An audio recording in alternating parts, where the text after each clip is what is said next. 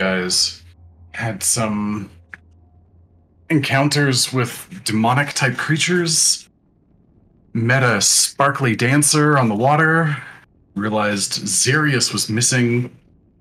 You entered into a cave, got freaked out, left the cave, got pulled back in by Eli's strange insistence that you guys needed to go in here.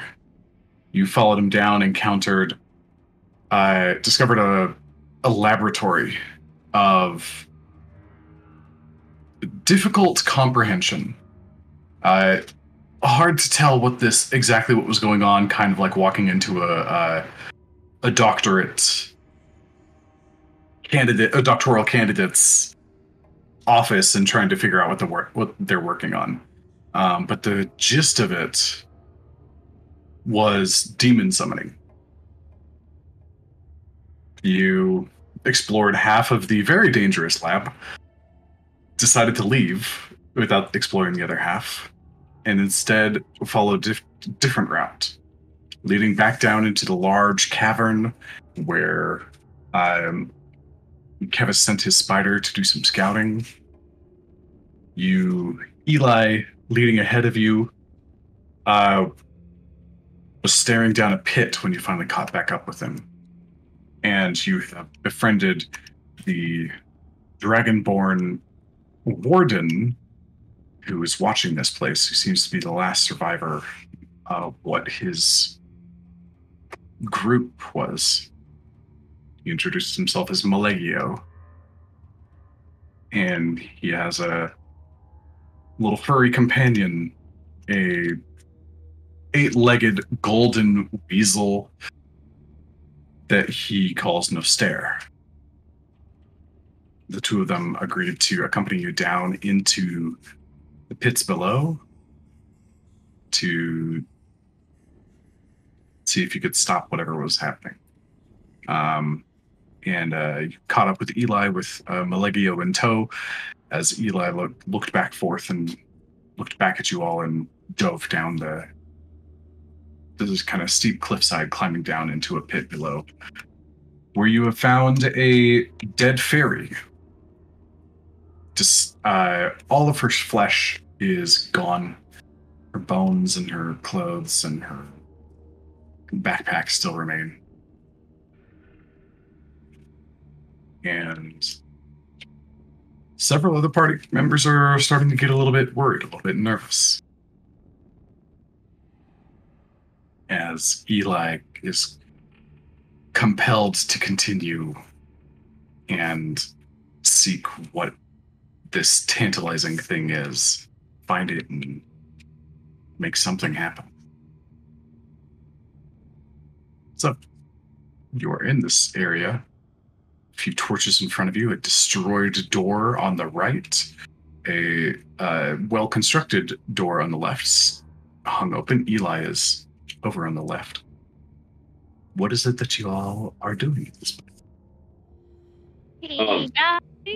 So there was an elongated time of them talking after I had jumped down into this pit, and I didn't get to do anything in the pit while they were up there. They were talking for like 5-10 minutes after I jumped down into this pit.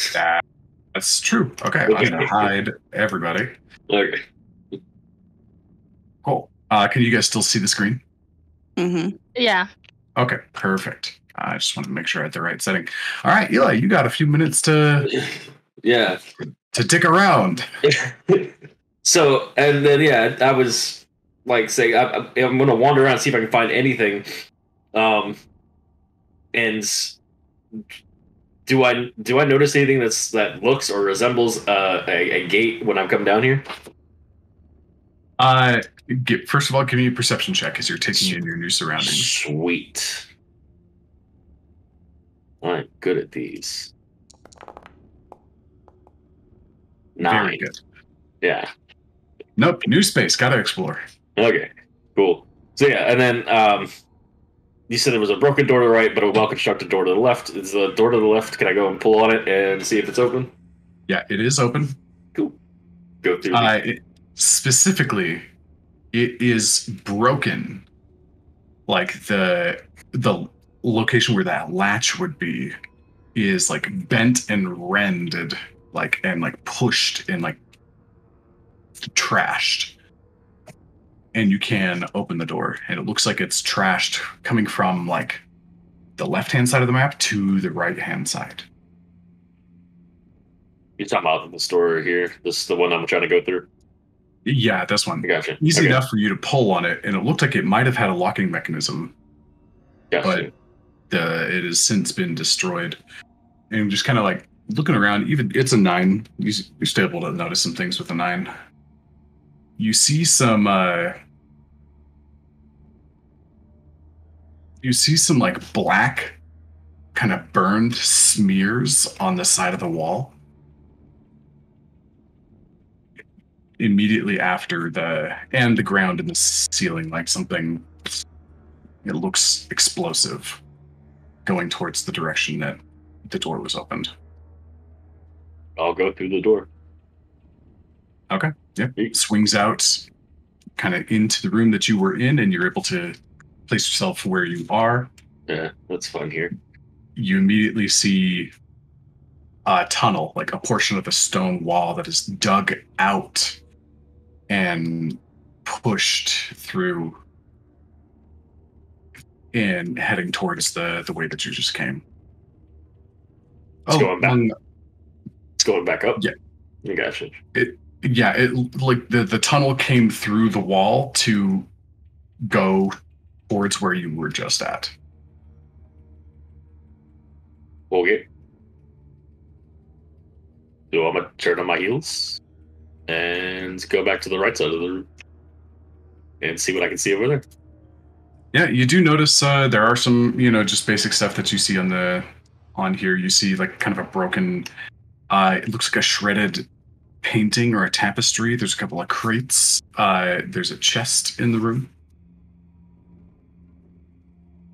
Nothing that looks like a gate per se. Okay. I'm gonna walk across the other ways. Yep. Step over a dead fairy. Yep. And do I see where this door came from? It's right about where you were at. I The got you. frame was built into the wall, and it looks like it was ripped and shredded and like just destroyed.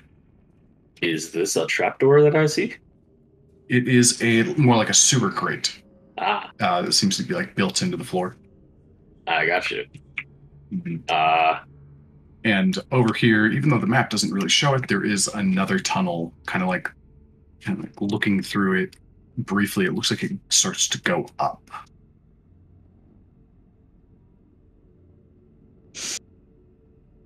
Yeah, I guess I'll start traveling down this tunnel. Okay, the tunnel goes up, like looks like it starts to ascend, possibly back to where you just were. Okay, so both of them go back to where we just were? No, Possibly? so the tunnel that you're at here starts to head up, like towards the surface, Okay. and the other one came into that room, and it was horizontal mostly. Okay. I misunderstood what you meant by the first tunnel. Okay, my apologies. I thought you meant that one went back up to where I just came from up top already. So, my bad. All right. No, here. So this one goes. Whoa! What is here? That's fine. I understand now. Okay. There we This go. is my- A little bit of drawing to make it a little more clear. Oh, I don't see your drawings, anyways. Oh well, that's perhaps because I drew it outside the boundaries of my walls. There we go. That's fine. I'll just with my perception be like, oh yeah, this is going back up, and this is definitely going back up, and then go back to the other one and like, let's see where this one actually goes, and I'll go through the creepy horizontal tunnel. Okay. It's you. You do so, and pretty quickly you start to encounter some water, maybe 25 feet down, or like horizontal, and then it slopes down slightly, and it begins to fill with water. The water is kind of eerie and like murky, kind of looks like I'm trying to come up with an analogy here. It looks like it's got flotsam and silt, and it doesn't look particularly fresh. Awesome. I'll put my bubble on and then go into the water. Okay. You do so, and immediately you smell it, and it is foul. It's kind of gross. The It just does not. You can just feel it. It's got like it's like if you saw water inside of a dumpster, and for some reason you had to climb in that dumpster water. That's what it feels like. Seems about right. Yep. And I need you to roll a Constitution saving throw for me, please. Yeah. Is it just? No, it's not with advantage. All right. Okay. Wow. Something is this mission has come. You are compelled to move forward here and do this thing, and you just bully your way through, and you make it to another location. And now we will pan back to the rest of the group. And Eli, feel free to. Yeah. Gotcha. I'll do the same thing I did last time. Yeah, you can kind of take a look at like what's going on up in here, and then kind of decide your next moves, and like we'll come back to you, and like you can move around for a little bit longer. Gotcha. Okay. So the rest of you folks, you skid down the cliffside. Some of you flying, but you enter in this new location, and you only lost Eli for a few minutes, but you immediately come down in here, and you don't see him. He's absent.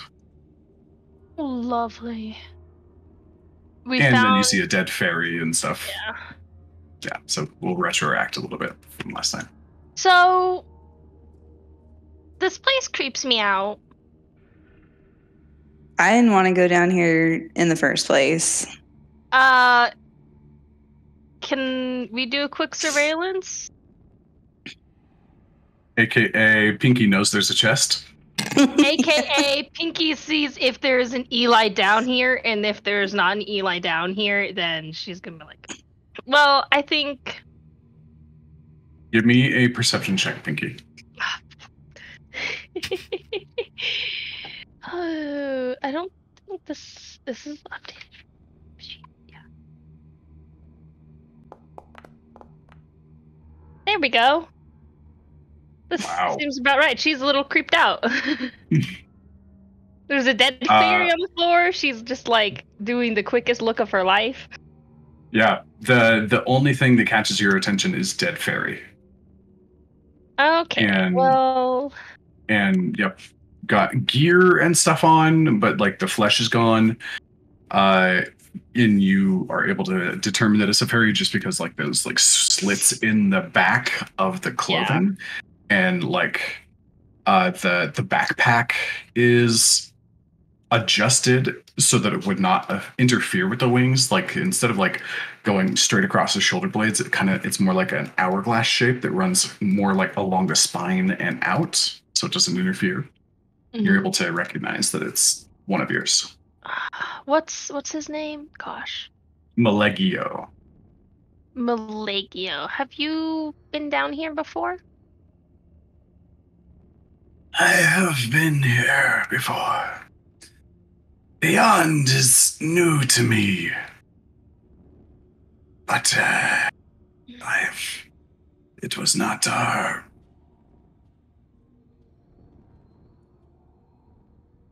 purpose to patrol this portion. She never wanted us down here. Who's she? Where's here? He looks around. He's just kind of like arches an eyebrow. He's like, in this space, this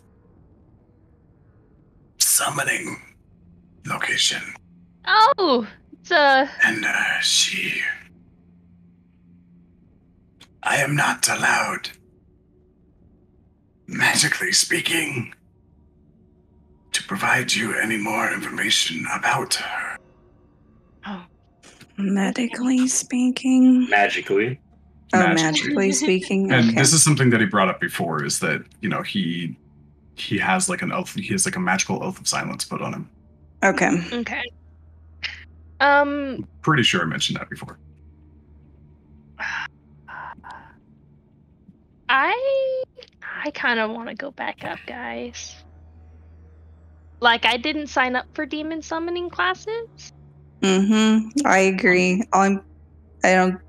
That thing is dead. It smells weird down here. I've seen Eli come out of worse. And Malegio speaks up and says, with all due respect, I sincerely doubt that.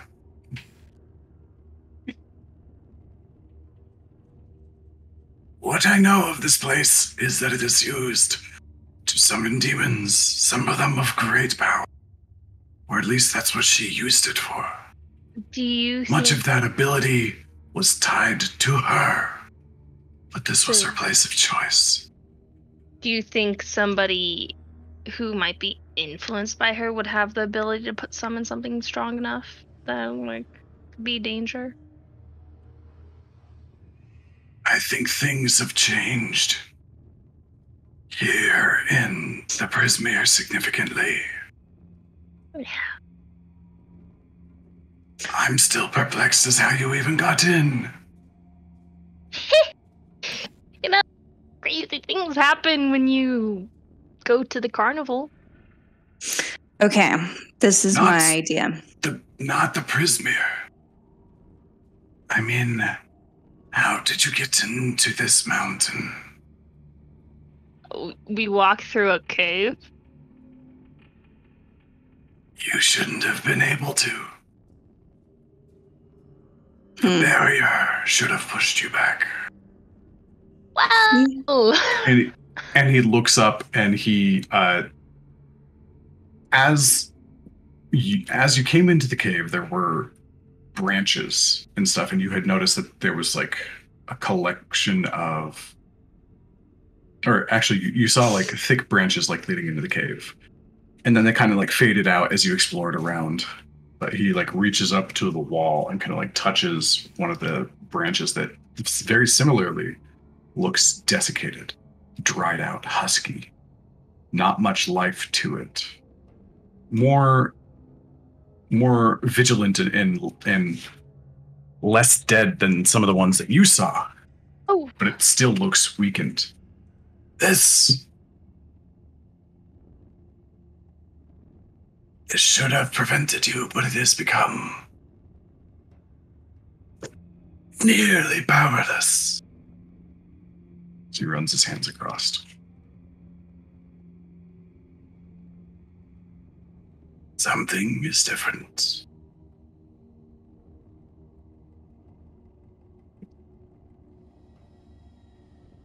We could get some reinforcement from the fairy village. I like that idea. Ash kind of speaks up at that point. He's like, you think? They seem mostly like civilians to me. I don't know how much help they would be in a demon fight. Maybe we could like know add somebody. a hole with them, enough of them. Yeah, we'll just have them build a wall. Start stuffing bodies into the hole.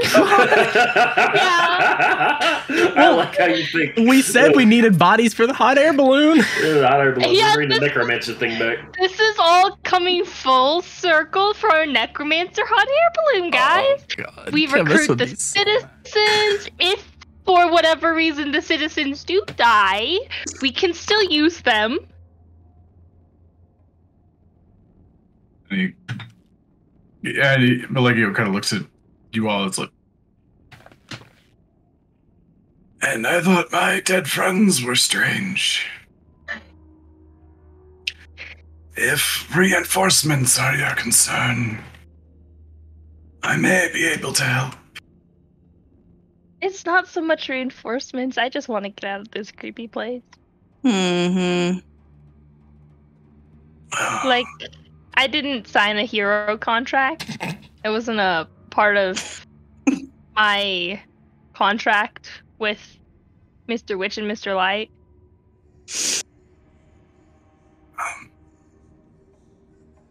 It is my personal opinion that this will not leave you alone. I think the gates, however, things are summoned here. Call it a gate for lack of a better term. Something is leaking out of it.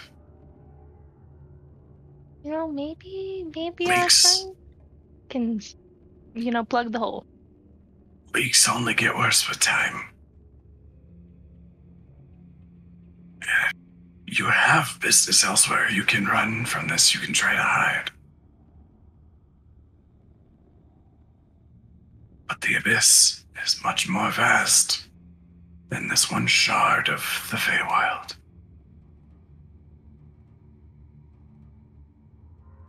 I believe we will be overrun eventually.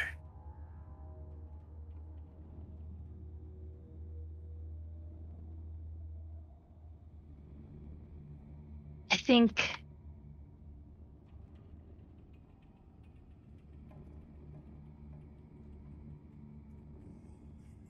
I've kind of already made up my mind.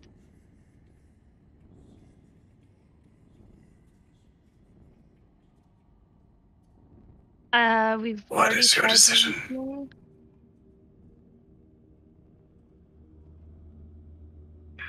We've already reasoned or attempted to reason with our friend. He hasn't seen any of it. Either he does succeed in opening whatever or closing whatever is down here, or he fails.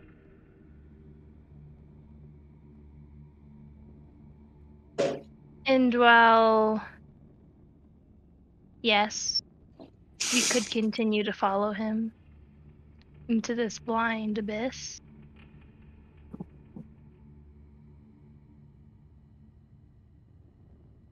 I think this is something that I don't want to be involved in. And if it means that I have to turn a blind eye, then I will.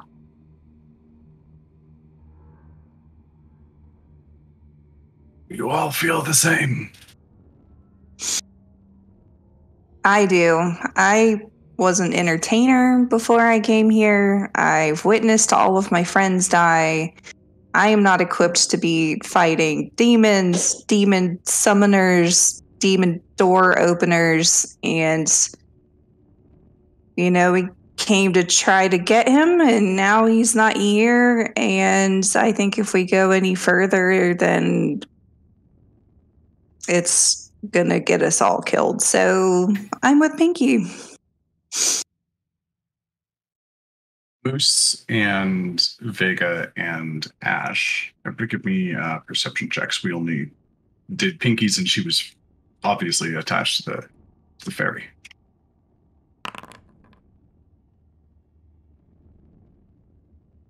Ash got a natural 1 too. Oh, I was gonna say I just rolled for him. Didn't do much better.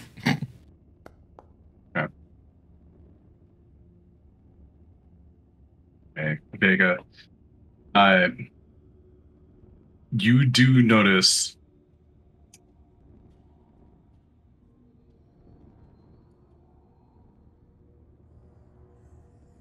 Vega, you're super perceptive in this moment. Like, obviously there's plenty of stuff in this room. It looks supplies and whatnot. There's a lot of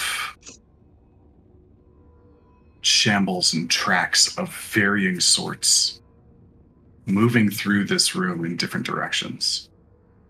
Some of them look like they've been kind of pacing. You find some like wide feet with like thick knuckles that went into the room that you guys just slid down, and you don't see them anymore. You see other ones that don't follow the same path. They kind of move randomly, but they all seem to be coming from the left. And the strange thing is there was one set of kind of footprints in the dust that look a little bit newer, a little bit more fresh, going in the opposite direction of the flow of the rest of the sticks. They look like Eli's prints. All right. Well,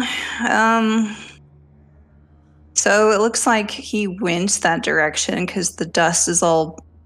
These prints here look like they're the freshest. So he went that way. Whoever wants to go get him, it looks like he went that direction.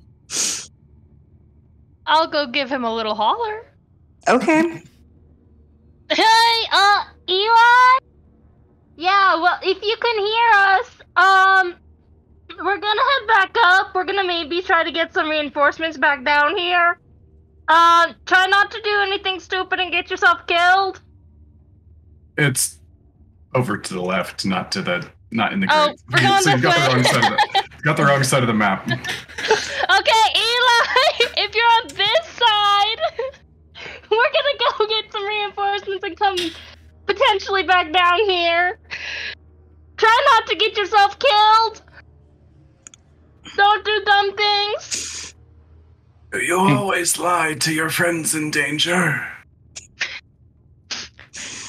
Hey, we are gonna try to get some reinforcements, and we may or may not come back down here. We'll cross that bridge when we come to it. And he lifts up his hands and he snaps, and the sound kind of echoes in the chamber, and the air begins to vibrate and solidify. And where there was nothing a moment before, standing next to him and kind of gusting you around, I'm going to scoot you over a little bit, Pinky. An air elemental appears. This whirling creature with eyes and mouth kind of like sunken in, like a small living tornado appears next to him. We have more numbers than you might think. If this is truly your concern. No, it's definitely not. I just want to get out of this hellhole. Most deeply, Right, truly. which is why the question about the lying. Additionally, go! Now may be a good time. Yeah. I think I will. Can I grab whatever identifying thing I can get on this to take back to the fairy village? Roll an investigation check. Aye aye. Also, Pinky, with your passive perception coming back from that. Wow. Wow. Wow, she Hey. was only fixated on this fairy body apparently. Mm-hmm. Yeah, you open it up, or you. First of all, you see that there is like a dagger, a small fairy-sized dagger or short sword, like lodged in her head. Ooh. It looks like you can pull it out if you would like to, as like kind of a mercy or whatever, or not. Yeah, But inside of her backpack, there is a kind of like a thick book with like lots of like kind of colorful move, and it almost like shifts a little bit as like the torches in the room flicker slightly. The colors, the front of the glass almost looks like stained glass that moves gently. And the rest of it is pretty normal, like adventuring stuff. You got some additional rope in there. You've got some like 4 days worth of rations, bedroll, sort of stuff. And as you like start to like look everywhere else, mixed with your insanely high passive perception, you do notice the other crates, the chest. Kind of, you now notice kind of like the entire layout of the room. I have learned anything. Yeah, the chest is well, super cool, but also in a place that used to summon demons. So I'll take it with a grain of salt. So, what are y'all doing? Moose, what are you up to? I don't really understand why Eli does want to keep going. It seems a dangerous place. But Ash, I don't know. What do you think we should do?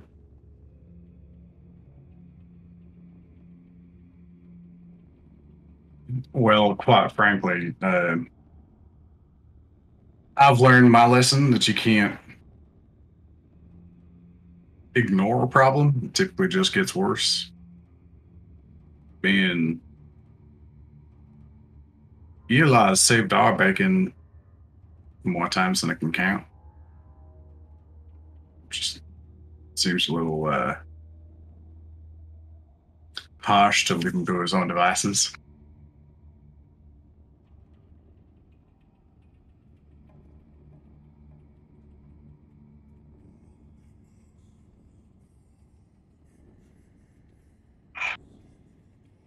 And those with the higher passive perception, so obviously Pinky, and Moose, you hear some scratching and like some tumbling kind of coming down from the wall that you guys just came down, like the sound of some pebbles going.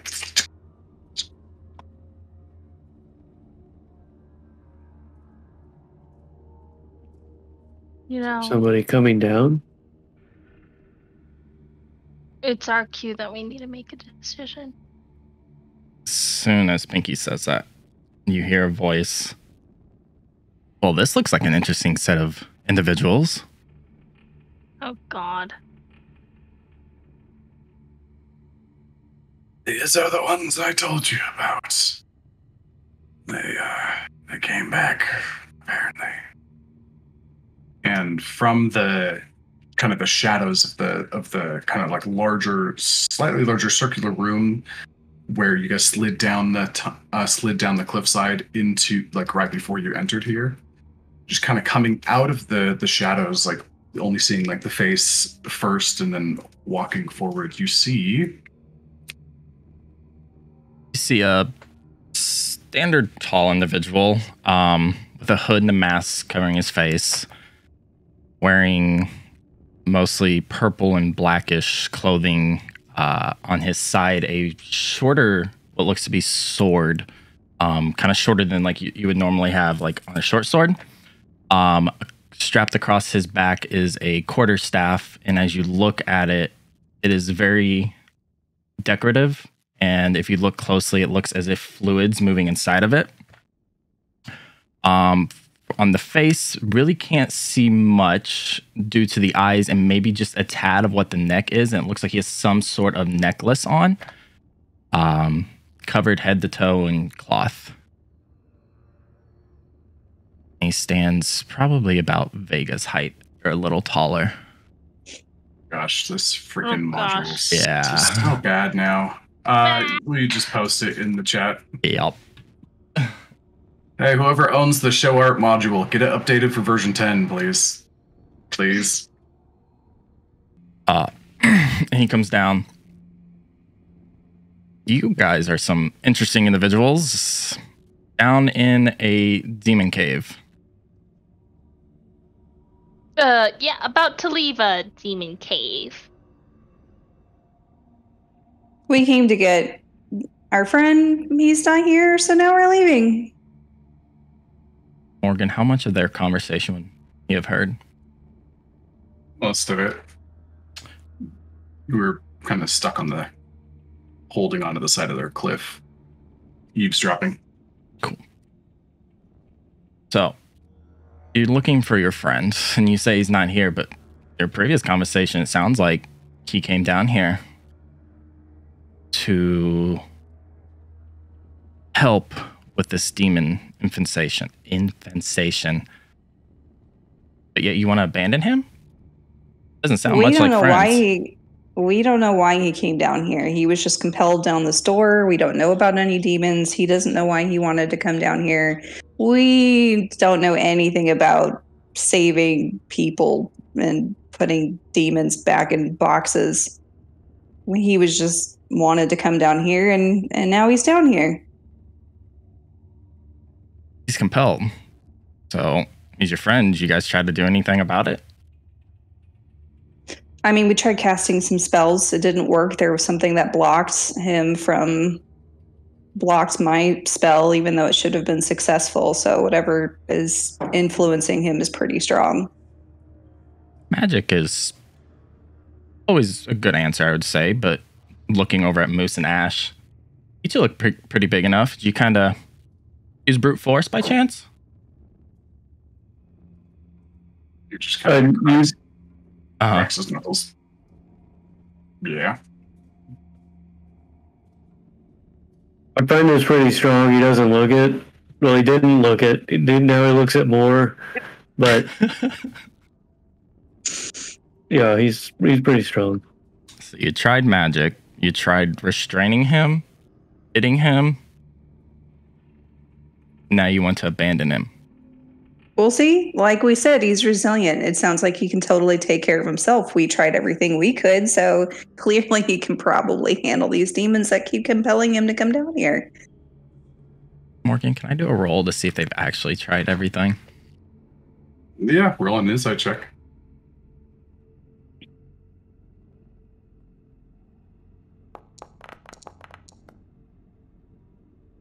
An 18. I think I got slapped once by Kevis.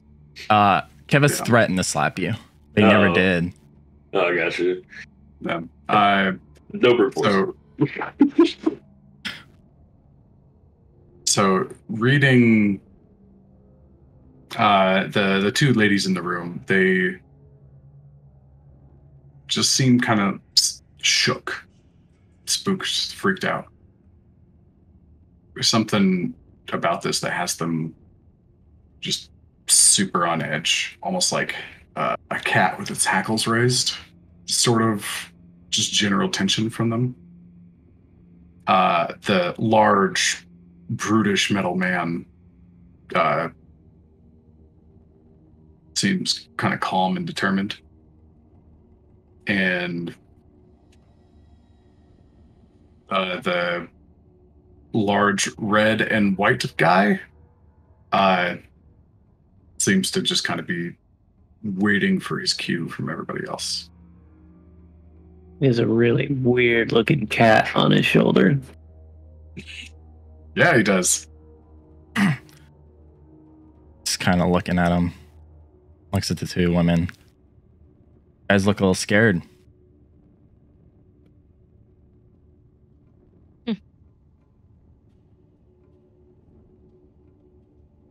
Fear is an interesting thing. Everyone thinks of it as a bad thing. You can use it to your advantage. You can be the one that something else fears. I mean, look at this guy over here.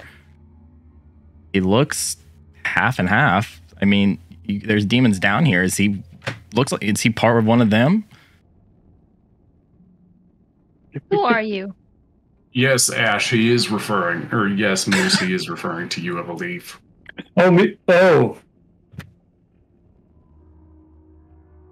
Wait, what did you say?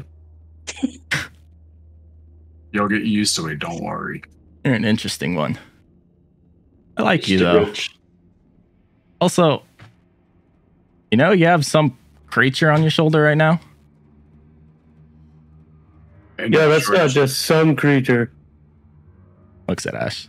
Its name is George. Yes. Everything's Long got to story, have a don't ask. name. And George like wraps his tail a few times around like Moose's demon wing and just like falls backwards. And just like goes upside down like a possum. Yeah, it explains why he's with you. Cool. To your question, looking at Pinky. I'm a worker on a quest to handle this. You guys have stumbled upon this as well. And he looks at her and reaches his hand out. The name's Echo. And you guys, from what I could pick up, quite loud conversation down here in the literal depths of hell. Looks over at Moose. This guy called you Moose, right? Mm-hmm. Yeah. Interesting. And the rest of you? They just call me Moose, not the rest of them. Right. I meant their names. And Echo, how do we know we can trust you? You just showed up here out of the dark in a very peculiar, tense situation.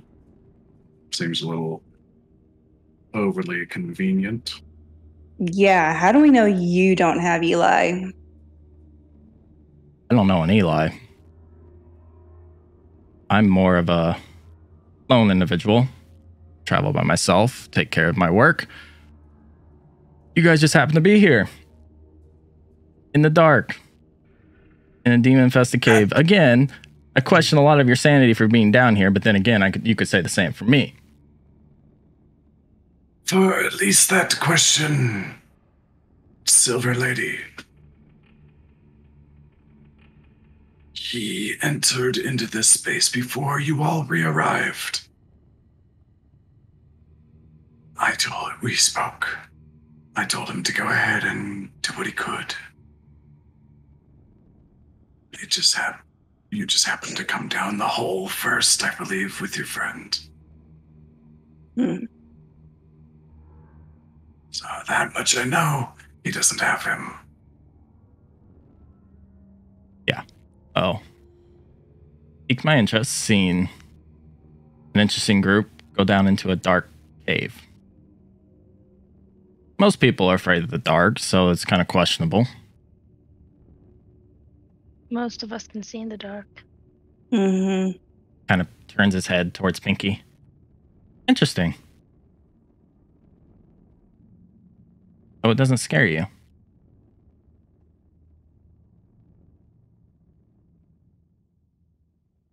Perhaps once it did. You know, the dark's not always scary.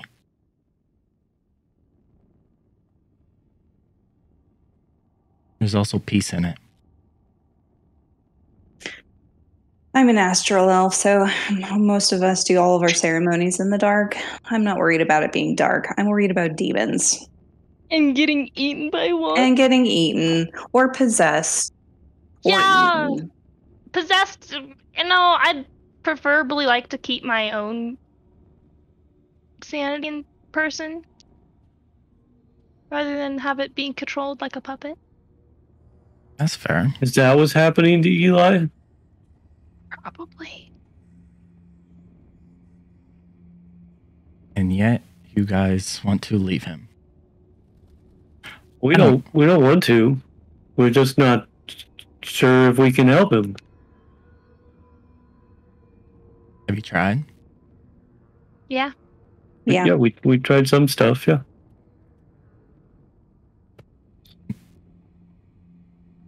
Are you gonna go after him? What are you doing? What are you doing down here? I don't care what he does. I'm down here to stop whatever's happening. If that means he is the cause of this, then I will go after him and stop him. But if we can Well, prevent him, Well, if you guys are going after him, you might as well go now. He's been gone for several minutes. The more we stand around and talk about it, the further he's getting himself into that hole. You can be our guest and follow him. But I am going.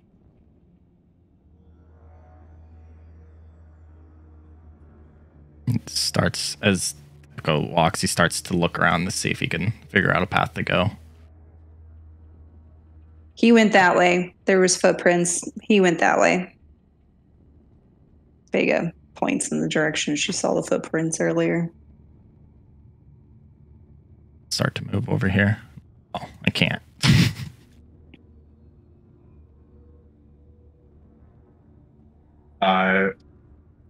And as he's Pinky, you did some investigation and like found some stuff.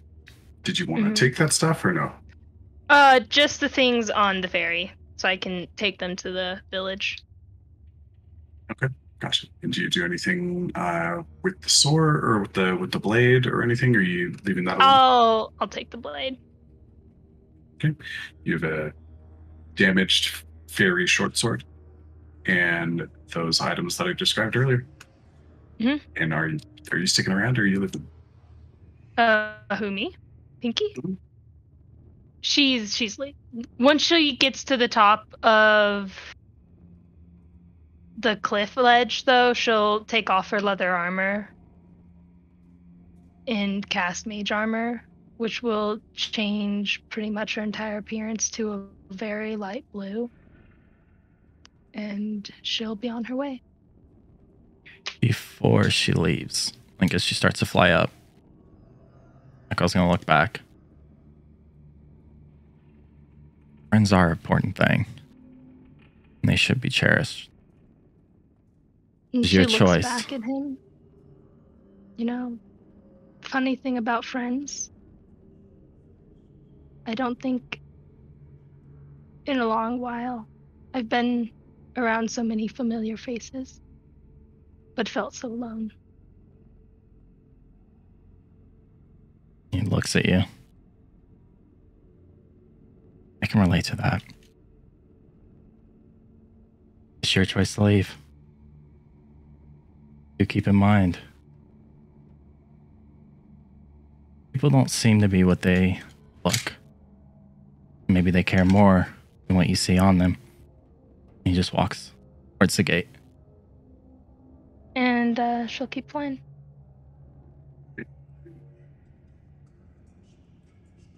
He disappears. Vega, how about yourself? Vega decides to go with Pinky, so she finds the tunnel or stairs that go back up and she starts trekking her way back up there. Pinky, wait for me, I'm coming. Okay, so you can either climb back up the steep cliff face that you slid down, or you can try that tunnel that seems to be ascending upwards. I'm gonna try the climb. She's got lots of acrobatic ability, so I'm gonna go with the climbing. Okay, this one is mostly a sheer cliff face. This is an athletics check instead of acrobatics. All right. Where am I? There I am. Athletics. Oh, there it is. Do you have guidance? Oh, wow. You're going. All right, looks like I'm going up the tunnel up the stairs, or wherever that is. Going the long 31. route. Just you try to like climb up and just slide down a couple of times. And Vega disappears over on this side. If I see her having a hard time getting up, I'll go come around. With the way you described it, you're already gone. Okay.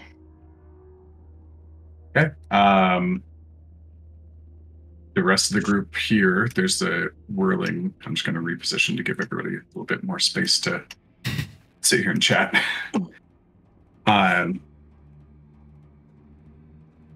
So, what say you, the two of you? Echo and I are certainly moving forward.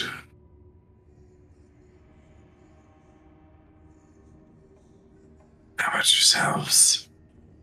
Echo chimes in after that. Always better to have numbers. And then kind of turns and doesn't walk too far away, but makes his way.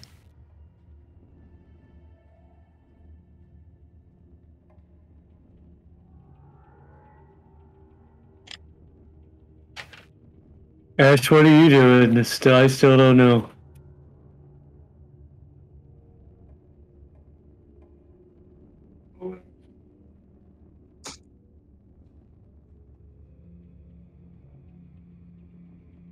Well, the mist is in the business of retrieving folks, not leaving them behind. So, I think I'm gonna push forward, try to get Eli out of this mess if I can.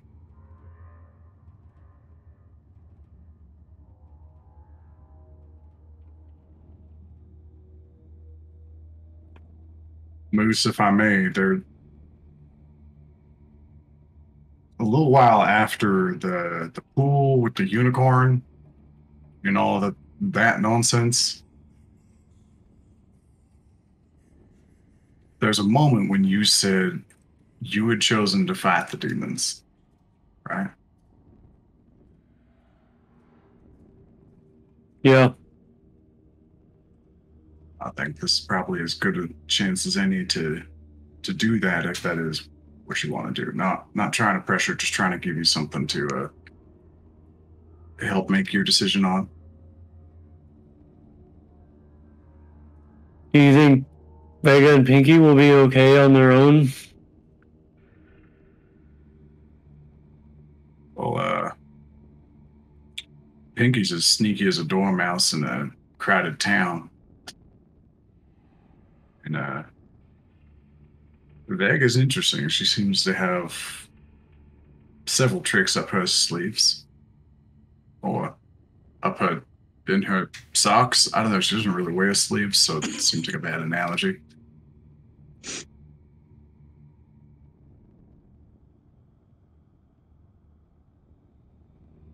I think they'll be fine, and honestly, we haven't really seen much activity in this place since those damn frogs. So maybe the most of it's out. Yeah. We also haven't slept in a long time. But yeah, okay. Let's go fight demons. Echo comes up and kind of smacks Moose, kind of puts his hand on his back. Let's go, big guy.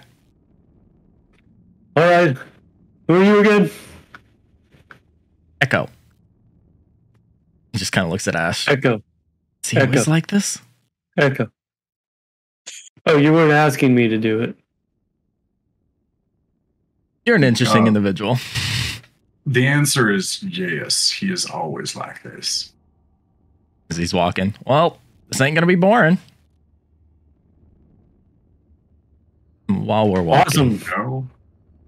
No, it ain't. And Malikia speaks up. I can tell you that tunnel is new. That did not used to exist. If I had to guess, it's an exit point where the demons were trying to crawl out of. It may not be our only way in or out. And, maybe worth looking around. If time is a concern, we can certainly go that route. Echo, like mid-stride, just stops. You could have told me that sooner. Well, I tell you now. And he starts to turn back. Before he does, kind of taps up by his neck and casts message. pointing directly up where Pinky went. You have 25 words. Is that message or Mike. is that sending? Oh no, that's sending. You're right. I was like, oh god. Yeah. What's the range on message? 120. 20 feet. 20. Hmm. Yeah, it's. Yeah, I mean, she's probably still within that range. Just briefly. So she would hear.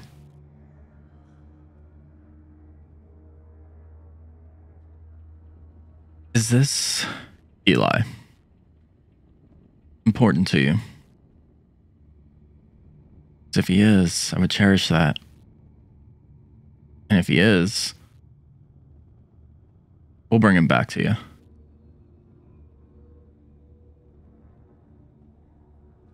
That's it. You can reply with a whisper. Mhm. You can reply to this message. Who is this to? You. That's to you. Oh!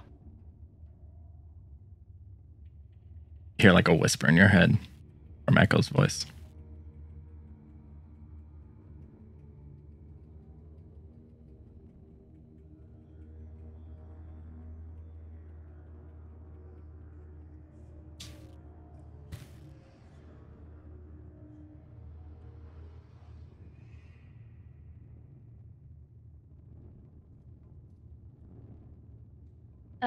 There's a pause for a moment.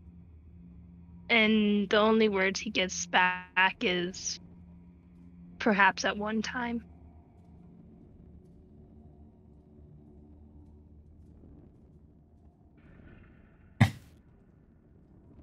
What an interesting group. And Echo's just going to try to look around since that's what he was told. Give me an investigation check. Oh boy.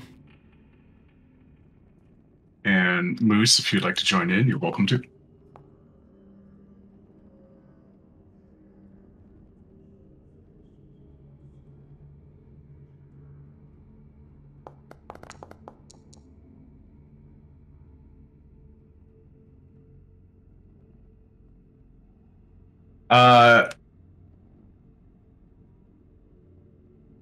Moose, roll a charisma saving throw for me as well.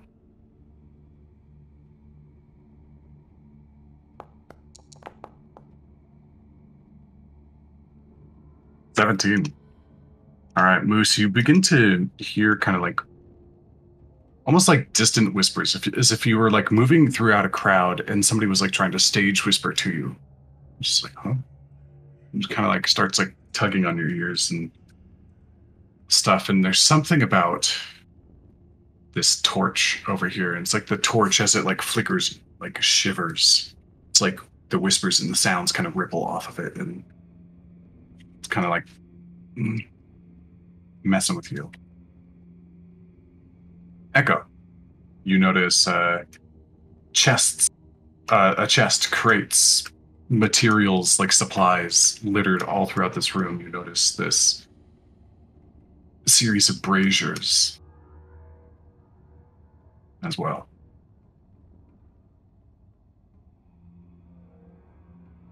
And Maligia starts looking around the room, and he kind of tucks himself over here.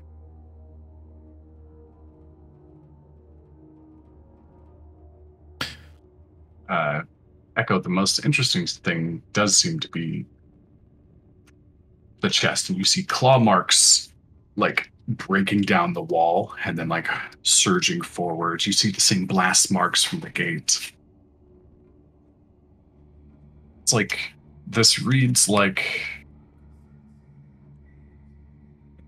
an escaped tide of creatures to you. Go look at the chest, check and make sure it's not going to explode or anything on me. Okay, are you checking physical or magical? Maybe physical with him. Okay, roll me an investigation check to check for traps. Or if you have thieves' tools, you can roll that. I do not. Okay. No, looks pretty fine. Just a chest. Kind of We'll pan back. say all he would Okay, do is kick it slightly. Kick it, and you kick it, and it kind of like falls back onto its back, and there's an old clasp that does break off. And as it does, it like leans back, and you see a little red vial, and it does explode. Yeah. I need you to make a dexterity saving throw for me, please.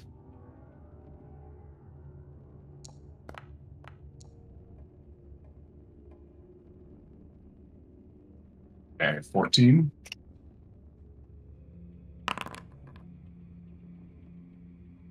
Wow, I rolled pretty badly on that. Okay. It explodes as... Let me see here.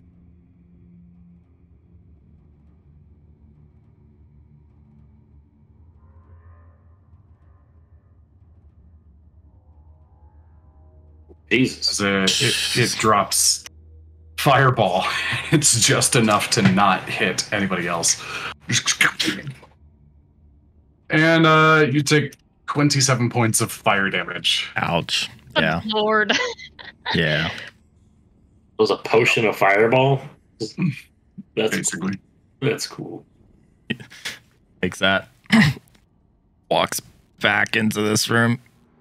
You feel intense pain as you are burning, and plenty of your cloth is like singed and like scorching. You to like patch yourself out. And what's your passive perception? 15. Okay, yeah, easy enough. You, as you're kind of like looking at that, like looking at your body, you sting. Some of your skin is like starting to blister. You look down, and the chest is toast, just gone, in splinters. But you do see several objects where it used to be. You okay there? Yep. Just note to self, don't kick shit. He goes to look at the rest of the stuff that's on the ground. What did he say? Kick shit? He turns around. Don't! Okay. Inside is a necklace. It has like some swirls leading up to what looks like a star pendant and kind of like a circular blue pendant inside.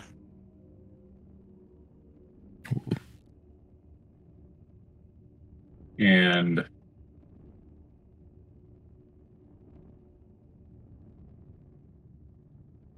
in addition, you see a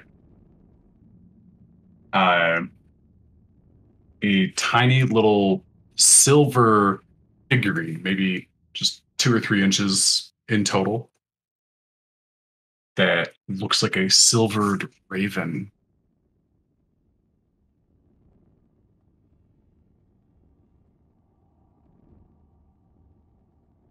Peeks his head back in. You guys, there's some nice little trinkets over here. If you guys want to come check them out. When he does that, he's also going to use 2 of his key points to quicken heal. Okay. Awesome. Go ahead and do so.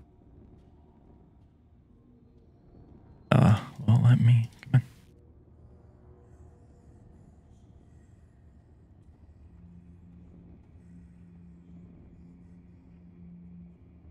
So what did you find? You found a silver raven and a necklace. Doesn't touch it yet. When they come over, it points at, those look familiar to you guys? Or do they look familiar to me? No, not to any of you. Okay.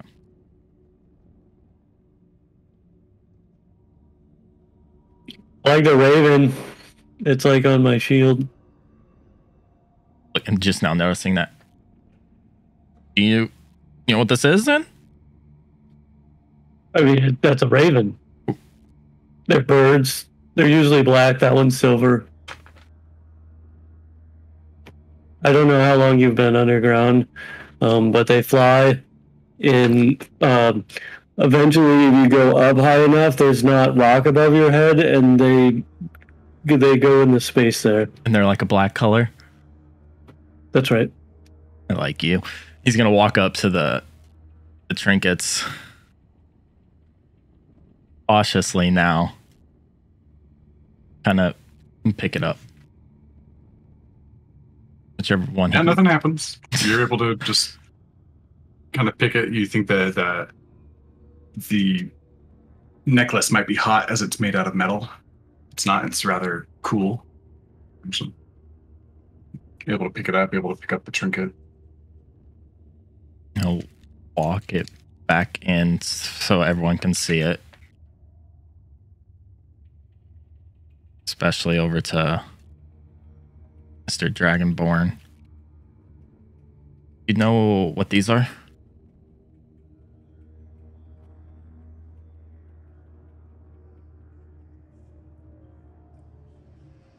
Sorry, one sec.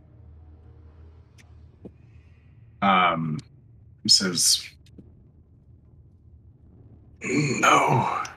But, the amount of, and he comes back toting like a new bag over his shoulder. Magical implements simply make sense as a place of magical study and power.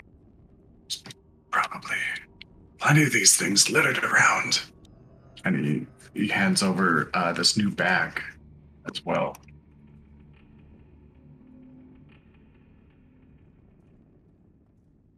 Got some like fuzzballs and like little stitchings of animals on the outside.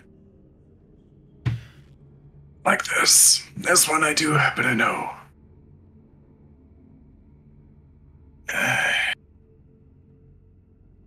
You can throw these and it can help summon a creature.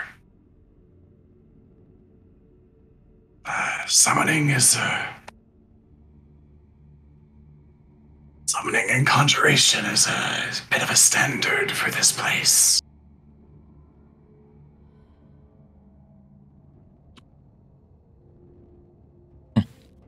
I'll take the bag and look at it. These are fur balls. I'm gonna do summon one of those and point at the weasel.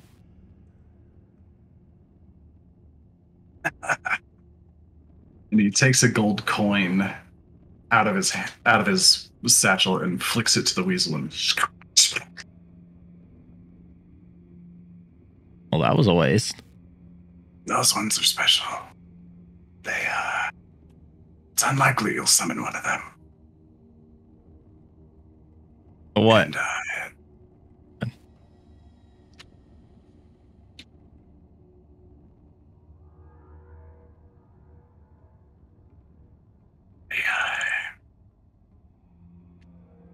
my pets eat metal and ore and rock. That's what makes them strong. Makes them that color is the gold that they've eaten over time.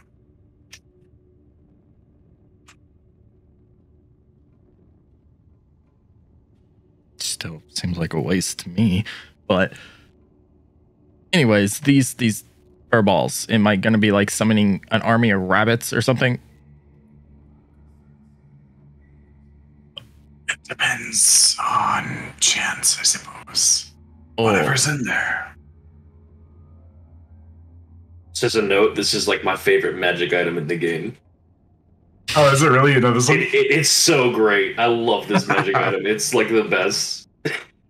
I thought your favorite item was the hat of useless summonings or whatever. That's funny. No, that one's fucking hilarious. This one is like a legitimate item. Is really good. That looks super fun. Yeah, for It sure. is really cool. The Hat of Vermin. That's the. You gave me that one what I was referring campaign. I did give you that. It was hilarious. I was determined to use it. So as this is all kind of like happening in the background, the boom, like Moose, there's like some heat wave and like boom behind you, and afterwards they start talking about stuff, and this flame is Orphic. It is mysticizing, entrancing, which is the definition of Orphic, which is literally my favorite word ever. And it just dances, and you were just pulled into it. And you rolled really well. If you hadn't, you are not being controlled, but your attention is grabbed. And roll me a quick perception check as you start to stare at this thing.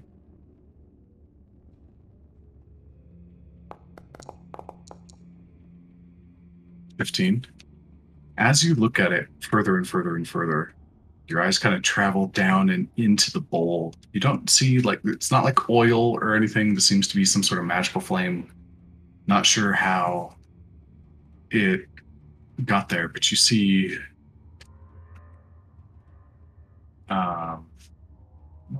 second.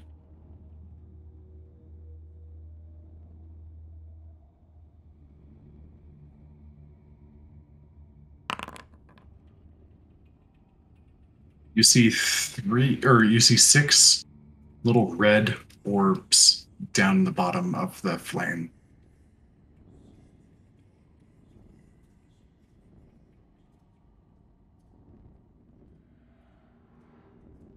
And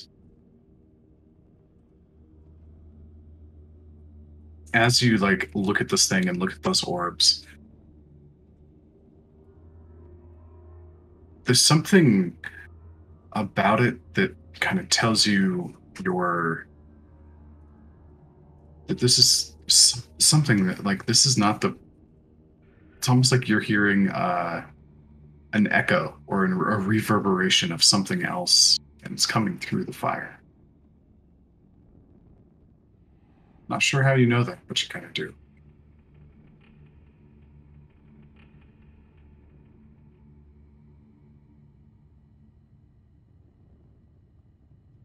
I would lean in for a closer look. Okay.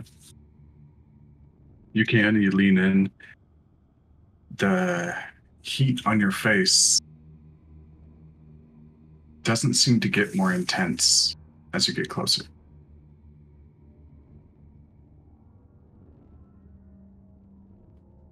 You good over there, big guy? I'm gonna wave my hand through the fire. You do it fast, like a kid with a candle. Nothing. Do it a little slower. Slower. A little slower, and then you leave your hand in the fire. Nothing. It's almost like you feel the pressure from the heat as it moves the air kind of ripple and dance and glide across your palm. But no heat itself.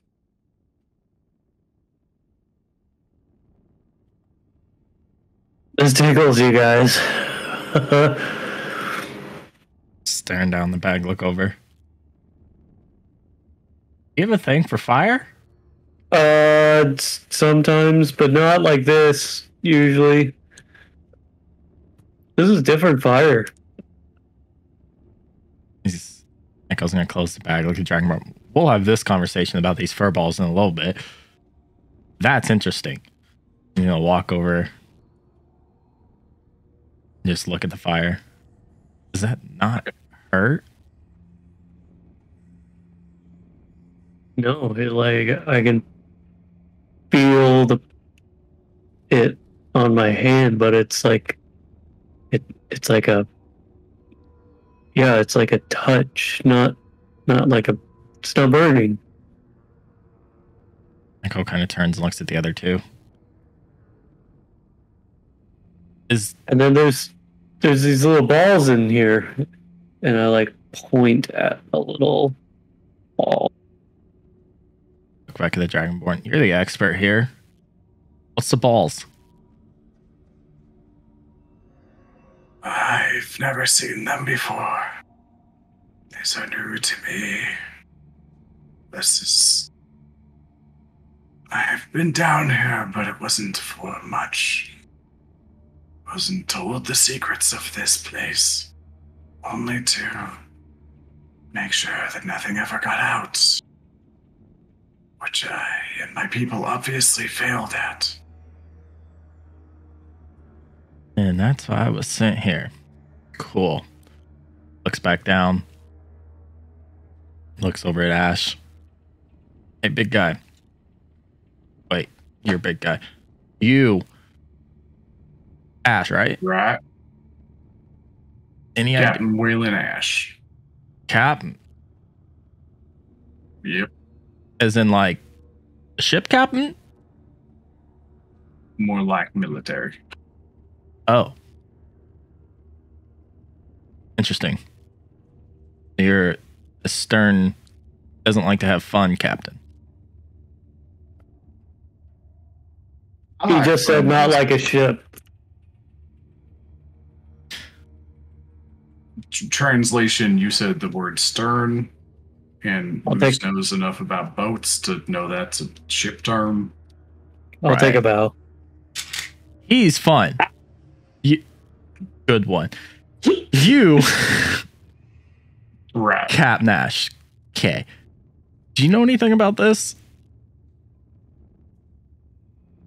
Boy, I think I'm as lost as you are. Okay. Well, okay. Here's a better question. Who knows magic? Who is understanding of it? I know a bit.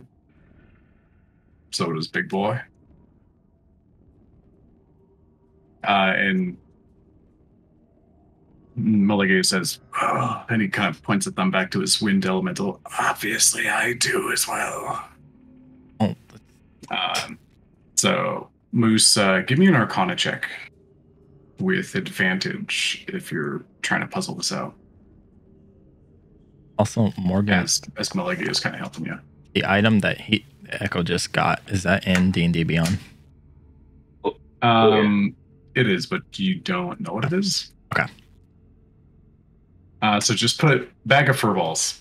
If you manage to, and if you manage to identify it at some point, then I'll give you the real link.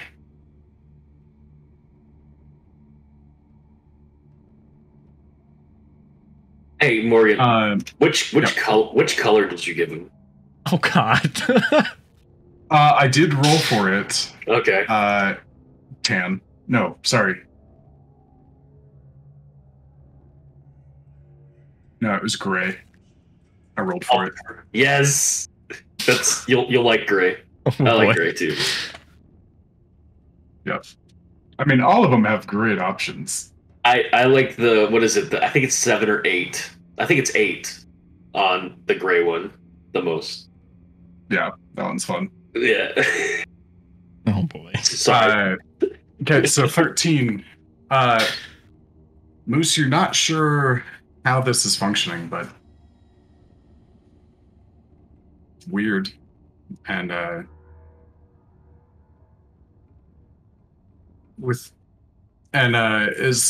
you're kind of like looking at this, Malegio's kind of, this is his assistant kind of going through. So, for everything you've seen so far about this place, what have you learned?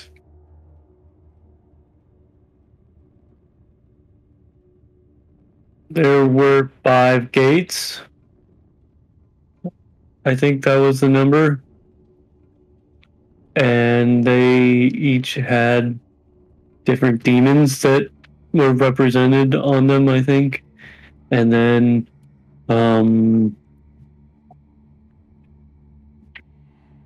that's it. That's as much as I've learned. And Ash will speak up as well. Well, whoever this person is, they seem to approach magic a bit like a science. Laboratories, books, study. There's a lot of information and experimentation. Lots of what I call cause and effect, especially with those doors. Each with the demon faces on them, each one of them had some sort of like lock or a trap or both.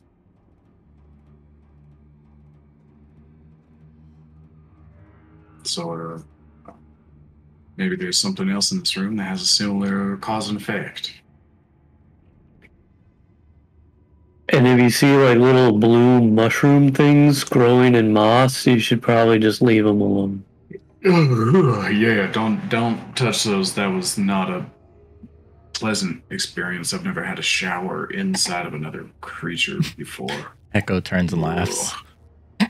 Did you touch the mushroom? No, the dog thing ate me before I had a chance. That sounds like a fun story. It wasn't. Just sits there and just kind of grins at Ash. Even though he can't see it. Right, mummy boy. Let's just focus on the task at hand. Salutes. All right, Captain. Looks back at the fire. So...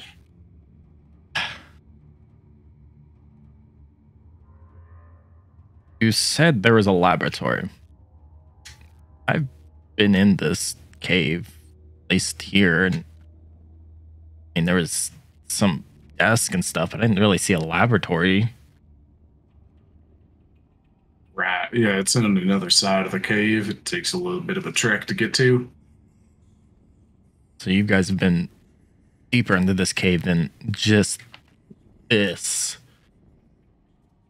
Right, yeah, it feels like we've been here just running around, tired as hell, days so far under fear.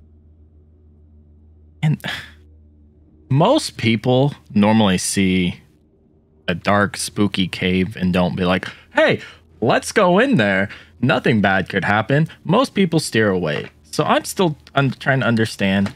Two of your group, I think I've realized that either scared of the dark, scared of what's in here, which I don't blame them. But what brought you guys here in the first place to go into this? We came in here for this person, and I point to the fairy that's dead on the floor. And we were in a village, and it was attacked by something that I think maybe came from here. And like there was a girl and her parents went to look at where the monsters maybe had come from or something, I think. And so we came to see, to find them. And then we found the dad. He was playing with some birds outside. And then he went home. And then, and then we just found the other one that we came for. So we kind of found everything we were looking for, but then our friend kept wandering off. But he does that sometimes. He wanders off. So, like, it's okay that he does that sometimes too, but then sometimes we go with him and some of us don't.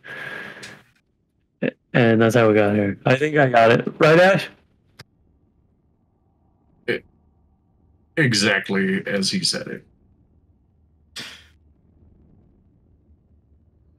I did good. You were in a village. Interesting.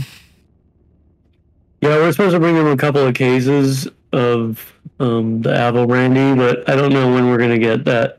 But, yeah. What? Wait. You were in a village.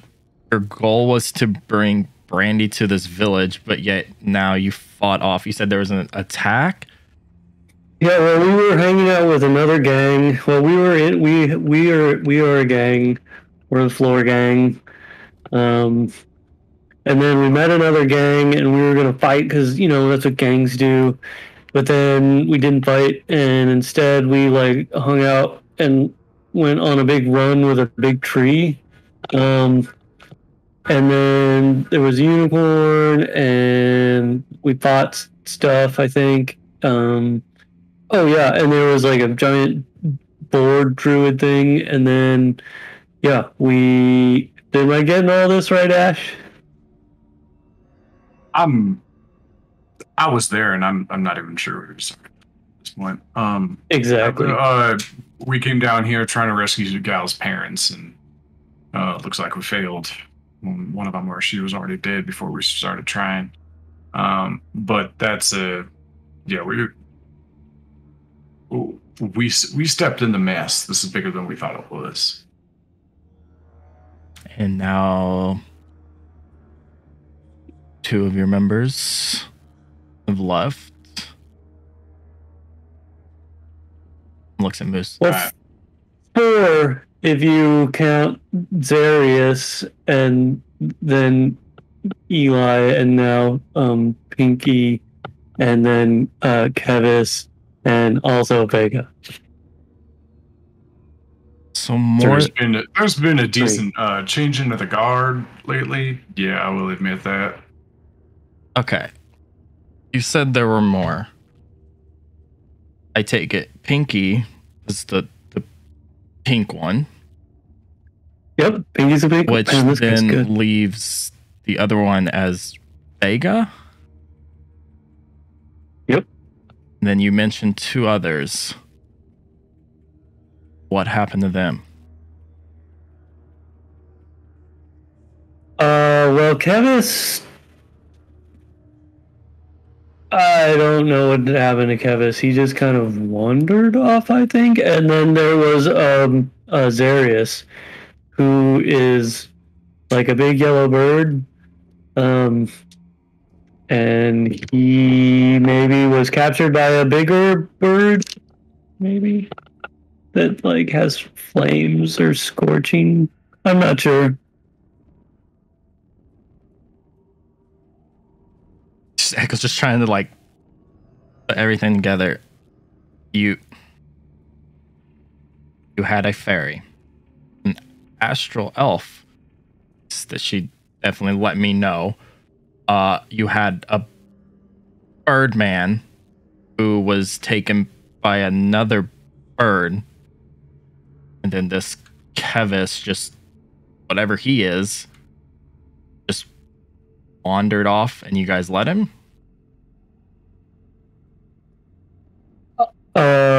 Well, people are free to go where they please.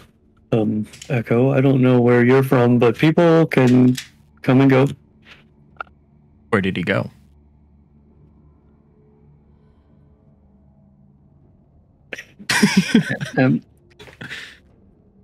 I get people have their freedom to do what they want, and that's fine. But I mean, from my assumption here, you guys were a group of friends, and you said he just wandered off and didn't tell you.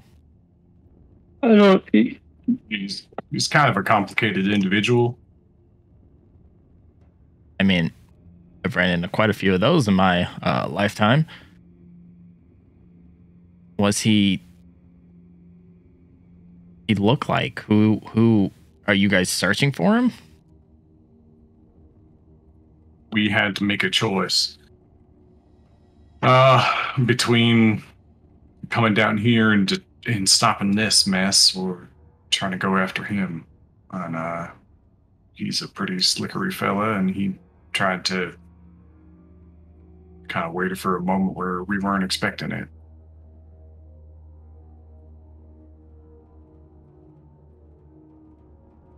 Doesn't sound like a really good person to just abandon his friends that just went into a pit of hell. Well, we don't know. Yeah, we don't know. I wouldn't say he abandoned us. He maybe went to go do something helpful. I don't know. Kevis is complicated. Right.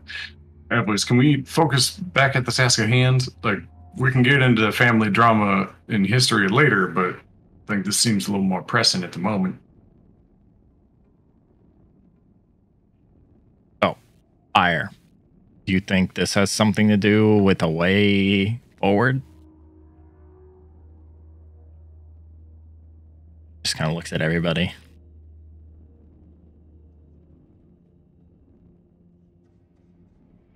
I think there's something about it. There's little balls, and I'll touch a ball. Yeah, you reach in and touch a ball, and it's solid. And you kind of poke it. Do you grab it at all? Yeah, I'll pull it out. You grab it, and all 6 of the balls come with it. And you pull out what is apparently a different type of necklace. Gold with chains, and each one of the balls is attached to the chain. And as you do, you pull it out, and you hear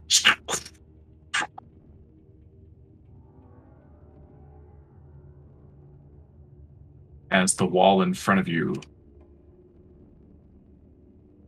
opens up, and there is like a wall of fire behind it.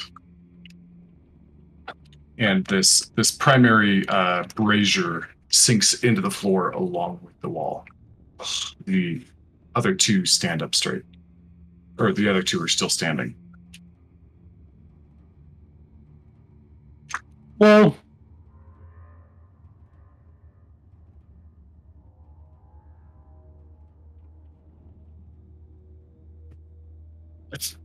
what's Eli up to?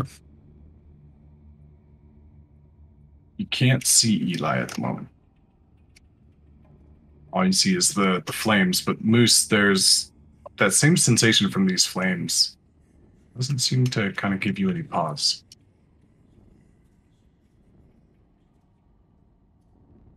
You don't feel that same, you feel the ripple, but not the heat again.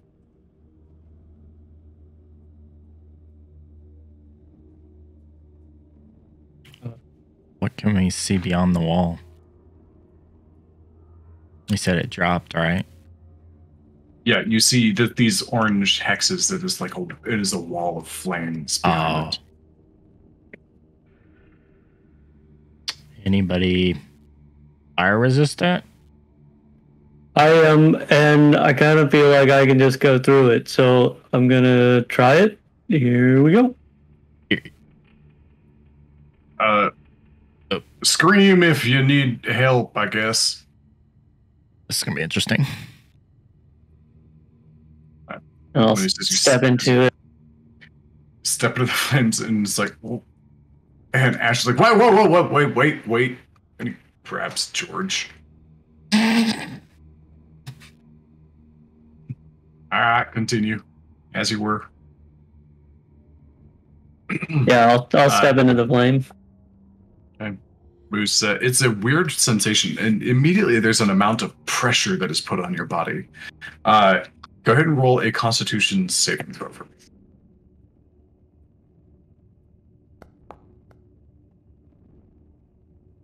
me. Okay. It's like moving through difficult terrain for you. And like it's hard to press forward, and there's like a thickness, some sort of tangibility with the flames that you can't really make heads or tails of, but you are able to move through, and you don't seem to be burning at all.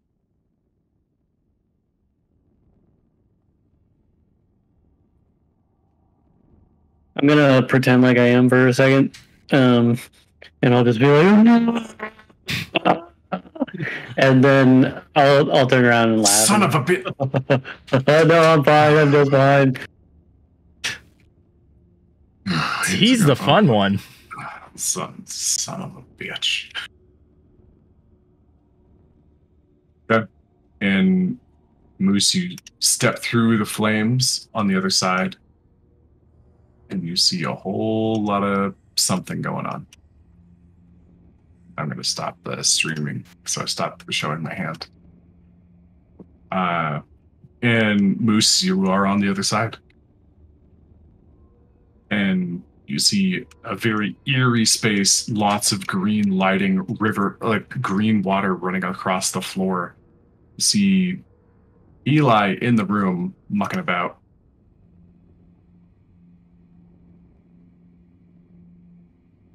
Eli,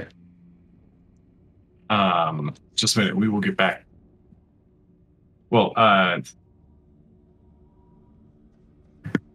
Do you want to so just Eli, yeah. do you want to do you want to just like talk this out before he walked in, or is he walking in as I'm doing this? Just like my second thing in here.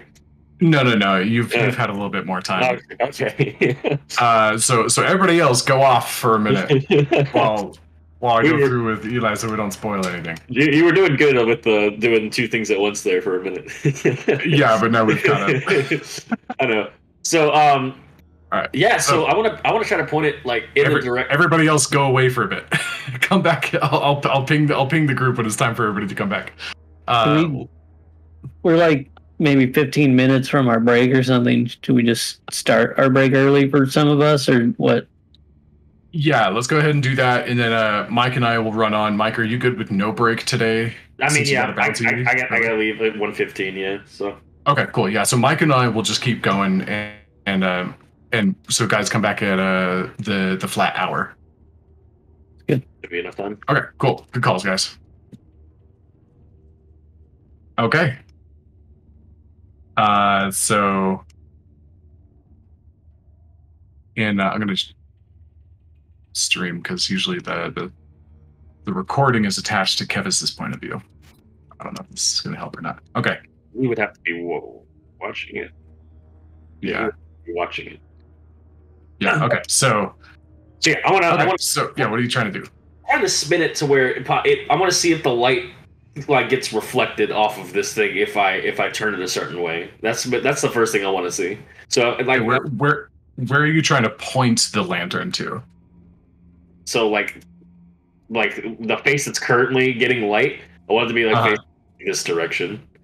Okay. Yeah, you can go up and turn it, and this thing is like an old bronze and glass. There's a bunch of like demonic looking runes and stuff on it, and you go up and you touch it, and there's runes on the bottom as well, and you can kind of pivot it, and it does. I mean, with your strength, you can get it.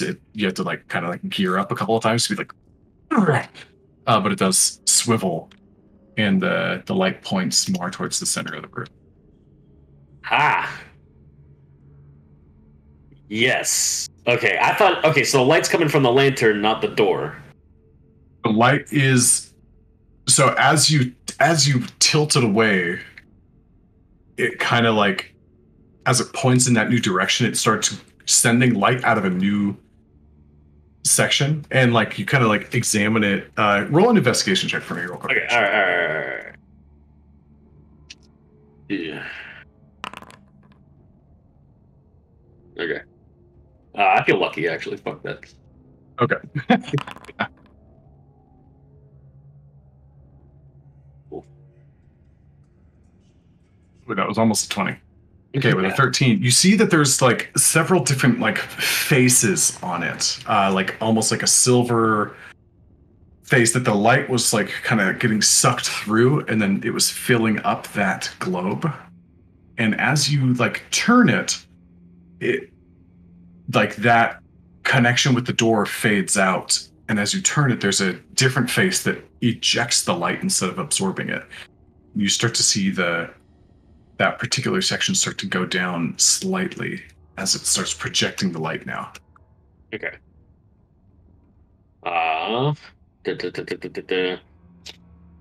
So I'm gonna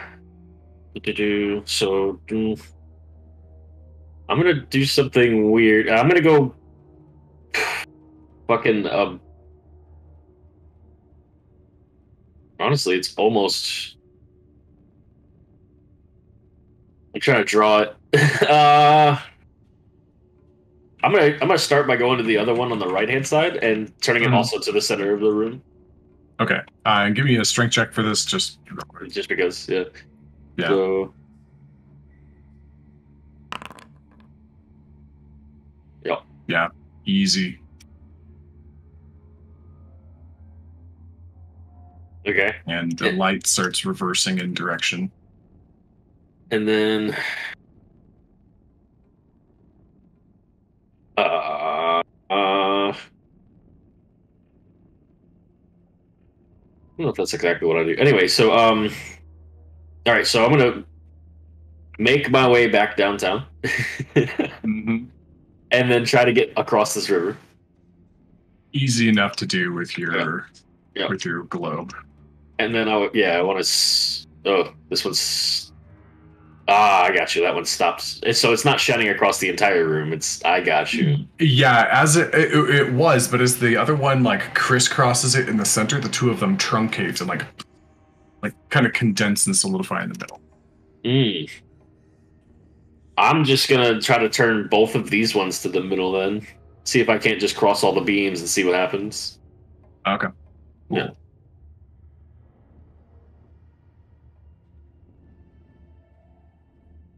Okay, yep. It's easy enough to do on these Yeah. ones too.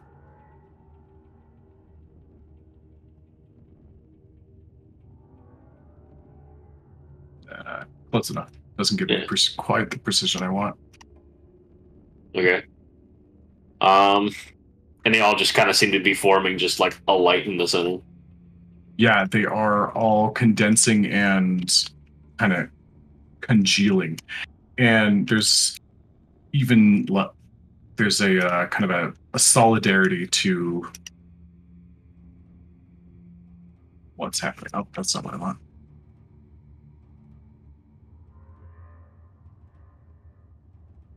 And this one gets much more intense as they all cross in the center and just and they start to like flicker and twitch.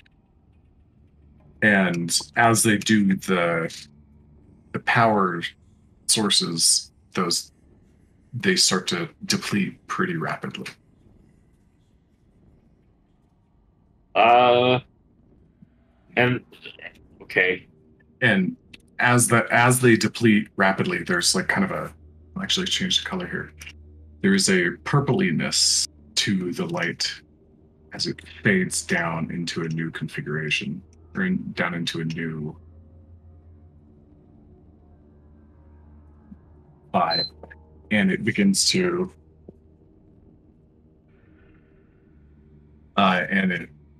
you see something starting to form, almost like a gel-like ball begins to like kind of quiver and shake and be there in the center. Interesting.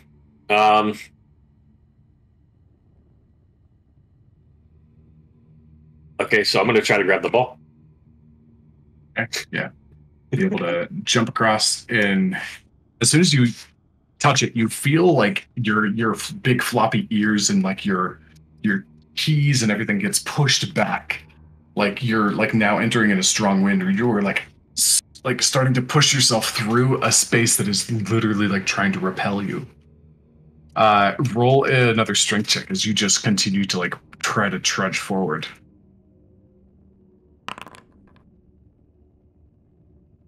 Boom. Yeah, that'll do it. Just stomping your feet, just getting closer and closer and closer. And as you reach out and go to grab it, like you grab it, and it's like a giant boba tapioca ball. Like that's the consistency of this thing. You touch it and grab it, and it feels like you have to like pull your arms away from it as hard as you can. It's like increased gravity. And like, but you have it with you, and you're able to and you've got it in your hands. I'm gonna run it to the door. Okay, sounds good. And go ahead and pause for that. Yep. And that is where we'll bring back the rest of the group. So Moose, you push through the fire while everybody else is waiting on the other side, just wanting to understand what's going on with you, or with you. And you're greeted by the scene of a flowing, stenchy river. Plenty of like ghostly lights surrounding the room that you're in.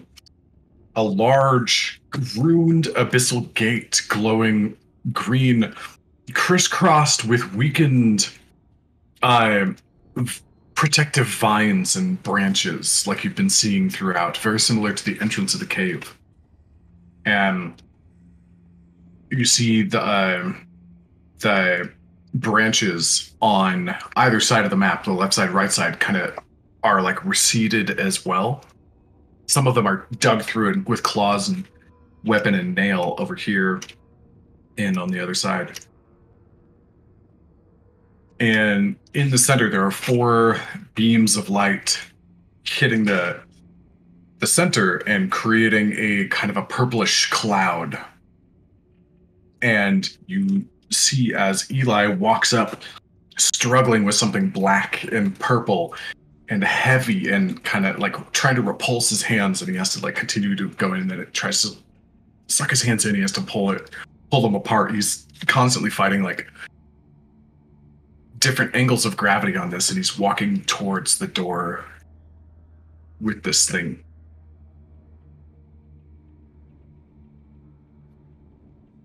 Hey,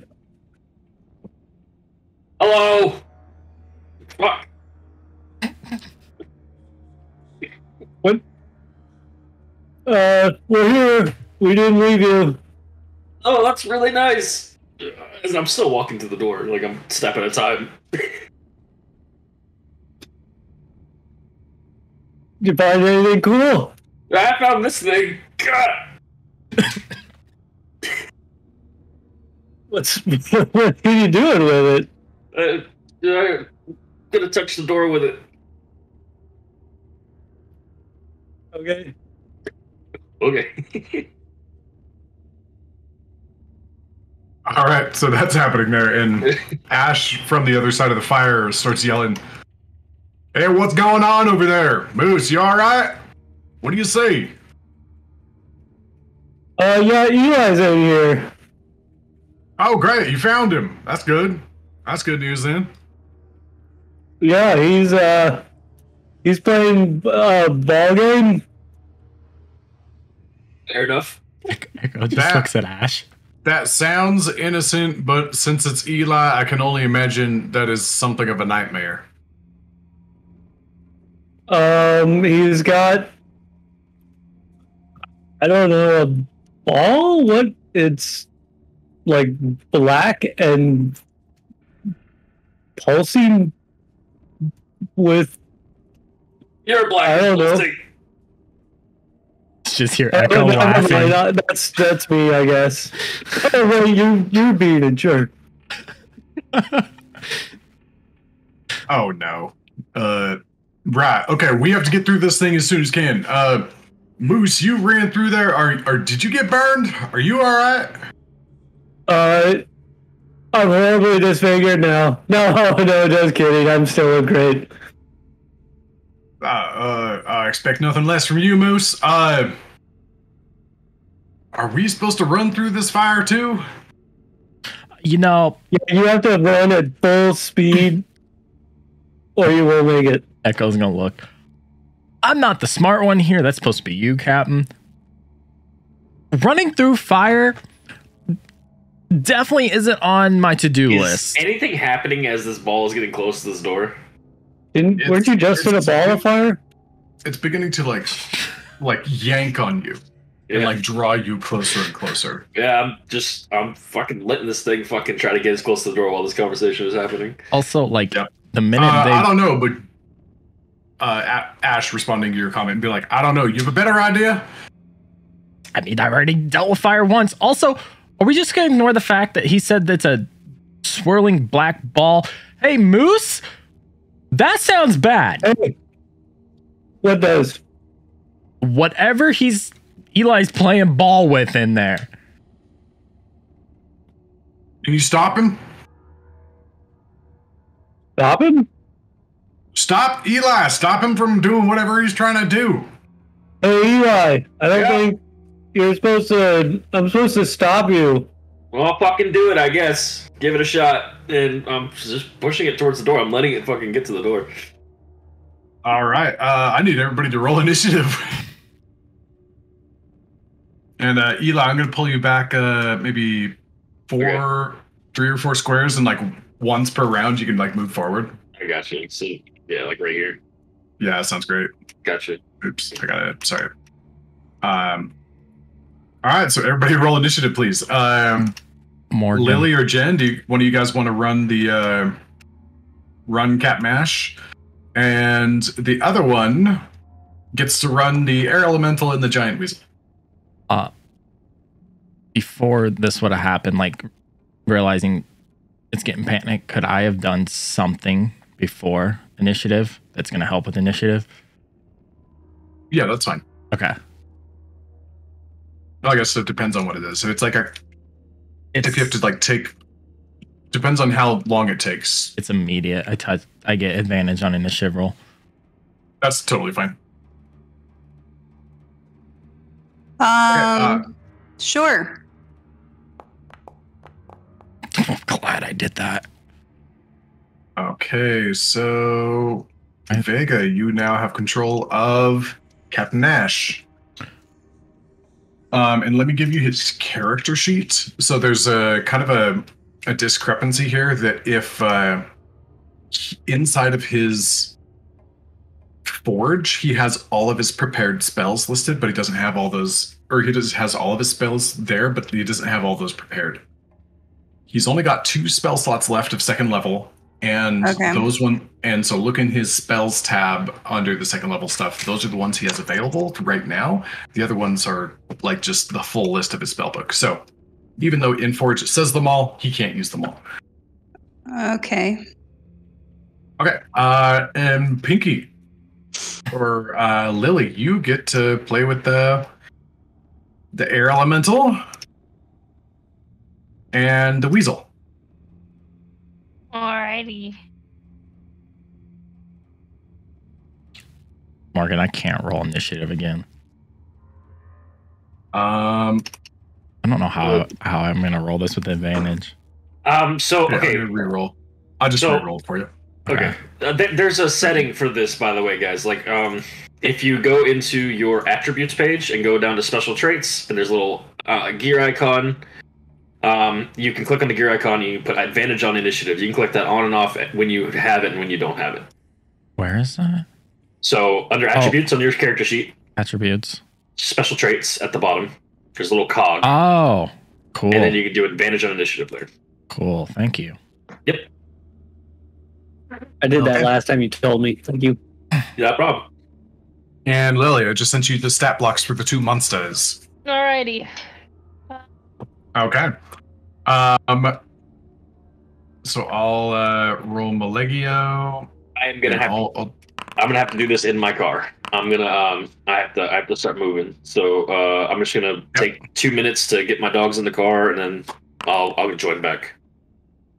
Okay, sounds good. I think Ash has an ability to reroll initiative too. I feel like Ash is too much responsibility. I don't know. Do you want to swap with Lily?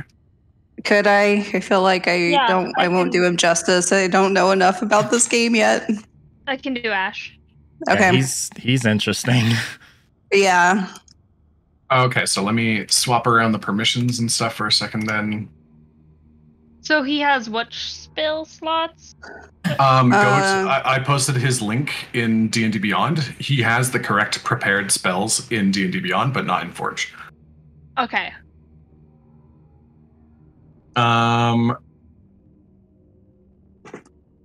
Okay, Vega has the weasel. And Vega has the elemental. And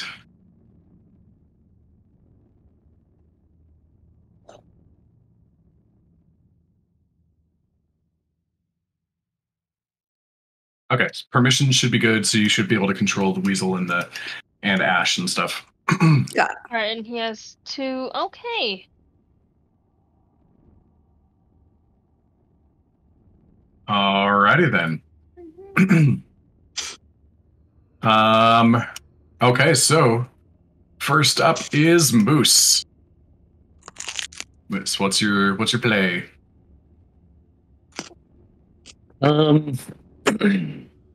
They said to stop him. Mm-hmm. So I'm going to I'm gonna get over there and try to grab him, I guess. I'm gonna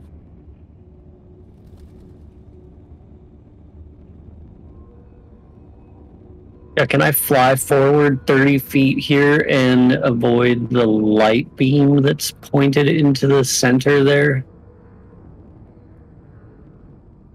You're muted. Yep, just wanted to draw a more solid shape to show where that super difficult terrain is in the center there. Easy to avoid the light sources that you're looking at.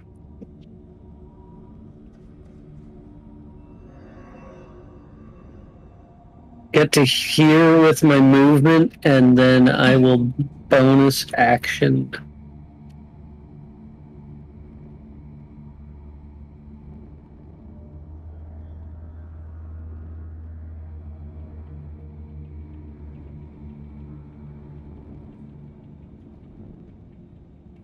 Oh, I didn't do it. Yeah, I will bonus action angelic step next to Eli. Okay, gotcha. And yeah, angels will sing out together as I magically cover 30 feet distance very quickly. And then I will, I guess I'm going to go for his ankles and make a tackle grab. Okay, make an unarmed strike for a grapple check.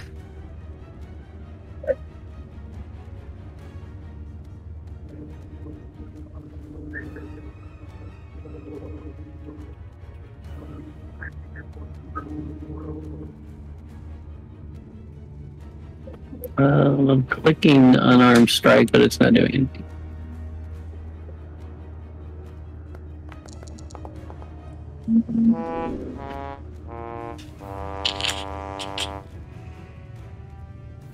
So many natural ones for you guys today. Okay. Moose, you dive through, and as you get close, the kind of like the shifting gravity of this thing kind of like jolts back and like faces you for a minute, and it like, as you're flying, it shifts your whole center of gravity over, and you actually like slam into the stairs instead. And you like slide down, like you're like kind of like facing the wall, and just like have to like stand back up, and you're about 5 feet. Yeah, you're just on the stairs, and kind of have to like get yourself back up. Okay, so that was Moose. Echo, you are up. Ah, screw it. And he's just gonna full on run straight forward. Yeah. And as you're about to, Malegio says, "Everything in here has an answer. We may be able to figure it out. Just go ahead if you just want to run." It's mid stride. Turns around. I'm not real good with riddles, and obviously something's happening over there, so any help to get rid of this, because I've already dealt with fire in that room?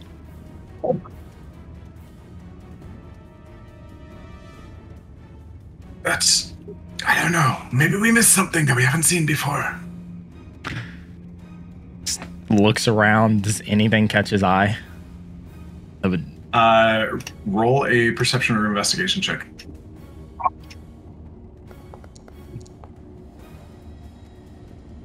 $17. Okay, last time you were kind of like looking at other places in the room, and Moose like fixated on this. Go ahead and roll at advantage, because Malegio is going to spend his turn next. 17. Okay, that's fine.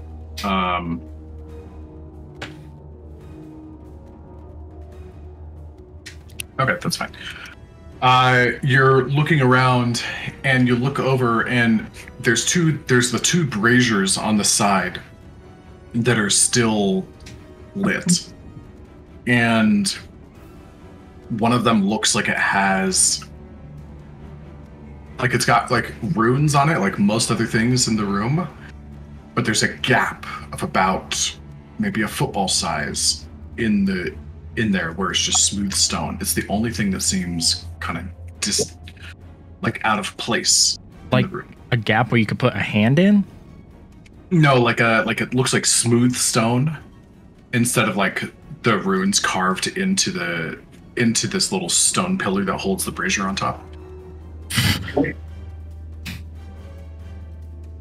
You look over. Does this seem different to you? And point at it. It's good to try as any. And then this one's still lit, but the one that Moose grabbed isn't? Or is? Yeah, it dropped into the floor and like got covered by a plate. Like, And it did that once Moose pulled out the balls. mm-hmm. Looks over. Swear if I get burned again, he's gonna reach in and try to grab. Into the fire. Yeah. Okay. Okay. You reach in and Yeah. I'm gonna say. yeah, and just like it's the smaller one, so there's not as much fire. But you reach in and like quickly like grasp at the bottom of the bowl, and there's nothing in there.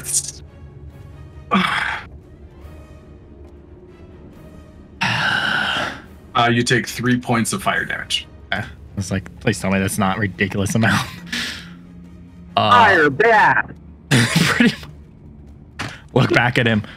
That didn't work. Something else, and he's going to. I don't know. He's gonna like just start touching walls and like try to like find something. Can I take the quarterstaff and just sweep it across to try to extinguish the flames?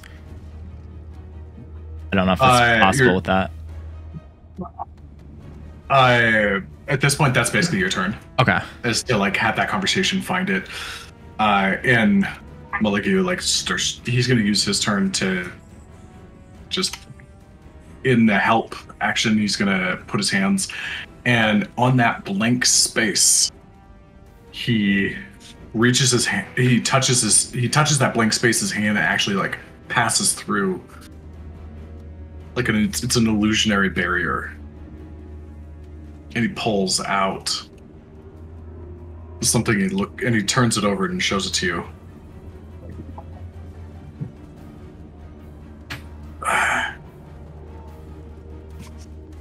Sorry. I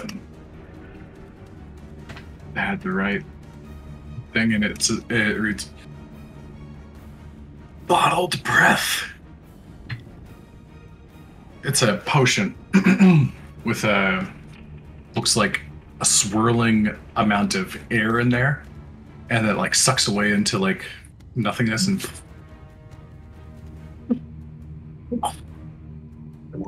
Just looks at him. Can that deal with that? And point at the wall of flame. we see Vega or excuse me, Lily, roll an Arcana check for Ash for me real quick.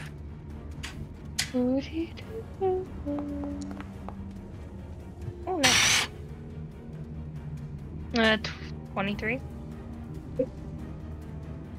Wow. You know exactly what this does. Where's your... We were just talking. Why can I not find your chat? There we go. You know precisely what a bottle of breath potion does.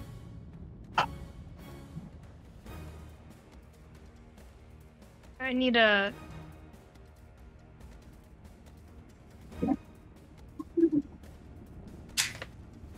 Okay, so, and then it's Ash's turn. So this is all kind of going in strangely appropriate order.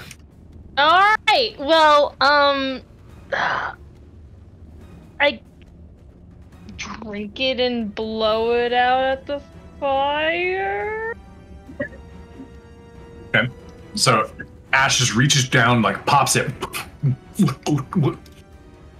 And describe what you're doing there. So Ash. essentially he's like, all right, let's try it. He essentially downs it like a shot of whiskey. Mhm. And then, like, big breath in and just, like, blowing out the biggest birthday candle. Just- and you see him breathe, and like he is exhaling for a good like his entire turn, just like full exhale as hard as he can for a full 6 seconds, and it just keeps coming out of his lungs, and you start to see the air like pushing against the wall of fire and like starting to press in. He eventually busts through the other side. And the air just continues to travel in that direction. He is casting the Gust of Wind spell. And there. Say as soon as the wall disappears, Echo just salutes. Good job, Captain. Yeah, and I'll just delete it as there's the and I will also get rid of this. As the wind just parts the wall of fire, and you guys can see into the room beyond. Ash, you still have your movement if you like. Oh, feet does he have 30, I think? Yeah, maybe not touching that weird blue stuff. Okay, and actually, like as you step into that space with the wall of, or with the wind. Here? Yeah, give me a second.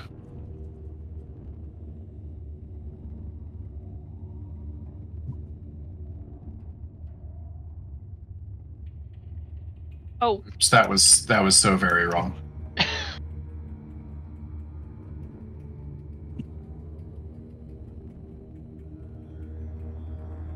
You get extra movement speed as the wind is at your back, basically. And I'll fix the so you can double your movement speed as long as you're in this space. Is in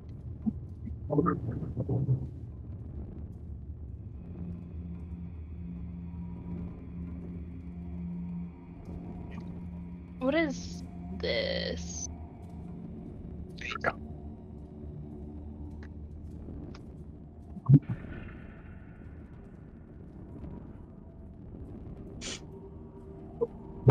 There you go. You have double movement speed as you are going in there as it begins to blow, and you enter into this room, and you see lights shining all over. There's like this purpley mass in the middle where 4 beams of green light go into the center, and then they kind of like start to like get heavy, and they almost seem to like drip, with what you have seen enough of to realize is like ectoplasm or ichor that the demons are created out of as they are summoned into this world. And you see Moose laying on the stairs. Eli is like kind of trudging up with this thing in his hands. Okay. So using a massive amount of momentum, do you think I could make a running jump to here? You could. I think that's what he's just gonna do. Okay, so yep, you have. Oops, ignore this new template I accidentally drew. So yeah, you have double movement speed while you're heading in the direction that you blew it. So 60 feet could get you to the center there. Yeah. As you're looking at it. Just athletic sprinter style. Mm-hmm. Macho man jumping chasm. Or Okay. As you sail through the air, as you reach this purple section, oh boy. you slow down significantly as this is doubly difficult terrain. Oh shit. And it begins to push back on you. Every 4 feet, or every 1 foot costs 4 feet of movement. So if you want to go 5 feet, it costs you 20 feet. So as you hit this barrier, like you like slow down significantly and just drop to the edge right there. Well, and you are moving super slow. holy. Like this place moly. has like, it's like gravity is increased, but like it's like this strange thing. So, but you also have the gust of wind. So it's really just difficult terrain if you're in that same line, going in that same direction, because it's helping you out a little bit. Okay. So it's this weird overlap that's happening that I did not plan for. Alright, guys, don't recommend touching the weird purple shit. The best advice in any D&D game ever, I'm sure. Like, or every D&D game has that advice. Don't touch the weird purple shit. All right, Jen, you were up with the air elemental. All right, so he's pushed through that wall, so I just follow in behind with my movement, right? Yeah, you can. Okay. You've got 90 feet of fly speed. Jesus. Air elementals, man. Says it collided with a wall. Yeah, because you have to respect the walls. So yeah, you move there Okay. for. Is this a large creature, Morgan? Just out It of is a large curiosity. creature. Okay. Mm-hmm.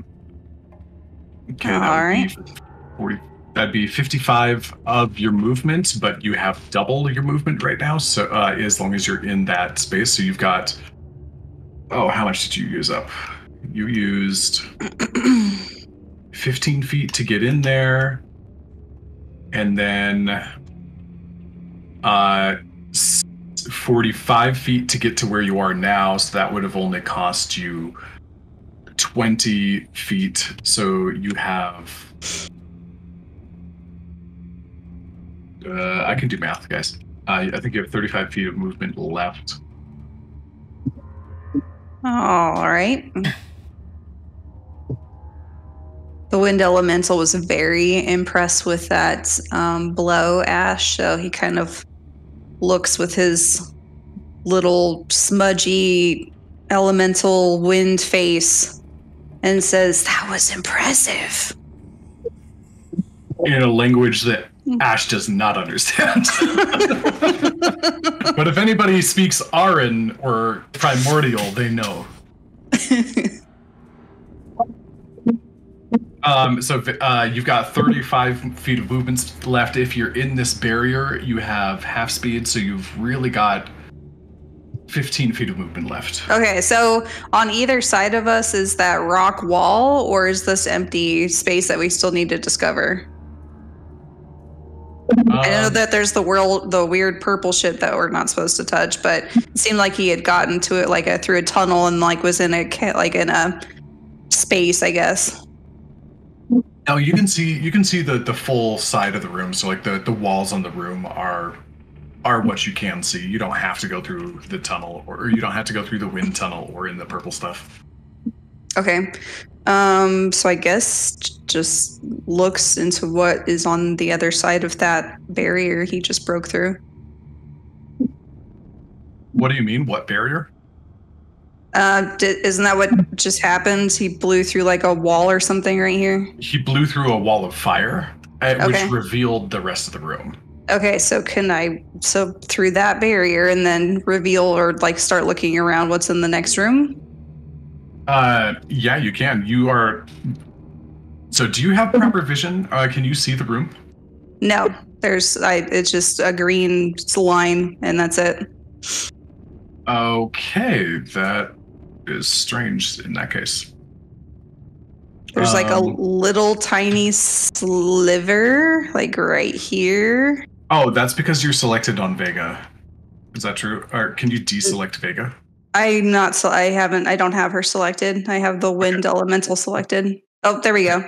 I'm Something gonna worked. drag Okay. Vega in and drag Pinky in. Just Okay, cool. I don't think I've perfect. had you guys control enemy tokens before. So the vision probably behaves a little differently. Okay, cool. So yeah, that's what you can see. I'll put you back here. You've got a crap ton of movement speed. Basically, with the amount of movement speed that you have, you can get to anywhere in the room unless you're trying to go through the purple circle. All right. And he can hover, I imagine. So whatever this green river is, I'm just gonna float him, I guess, closer to them over here, maybe. Okay, perfect. All right, and is that where you stop? Yes. All right. Eli, your turn. Moose tried to tackle you, and the ball redirected his gravity and like slammed him into the stairs. Yeah. And you said I can make one step towards the door every turn, right? Every round? Yep. Exactly. That's what I'm going to do. All right, I got you, and you're going to step one step forward. And as you do, the ball like begins to like jerk a little bit harder. And Eli, I'll roll a strength check for you. Okay. Or a strength saving throw as it lurches forward for you to keep your grip on it. That's a 14. And yeah, that'll do. But as Eli gets closer here, there's a kind of a purpley beam or there's like a purple energy that begins to like build up around the door. And this door is crisscrossed with so many of those old vines that seem to be the protective barrier that should have been keeping all of this stuff together, but they're withered and broken, and there's light peeking through this demonic door where like these brambles are thinned out so much that they can't do their protection job very well in it.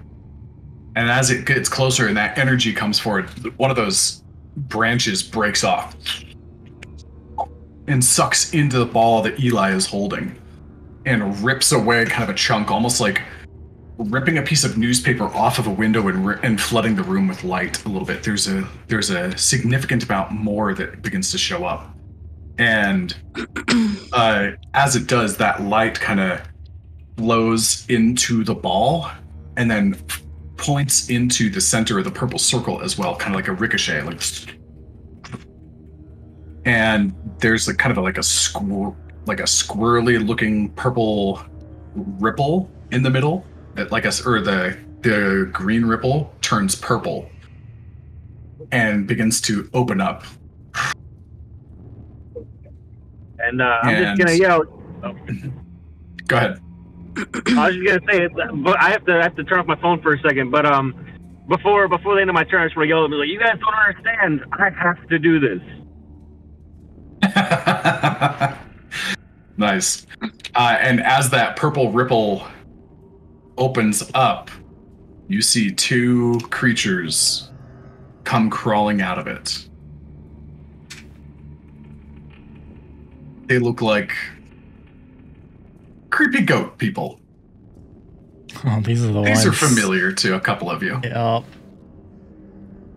Yeah, I don't know about that. All right, so that's Eli's turn. The weasel is up next. All right. Weasel's going to follow inside. He's got 40 feet, right? Of speed, so he's gonna get to about, looks like, okay, right there.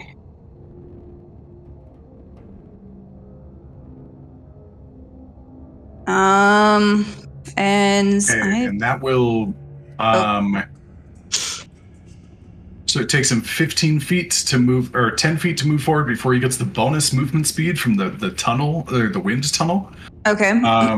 So it's 10, 15, 20, 25. He still has another 15 feet of movement left normally, and if he can get more if he's in the wind tunnel.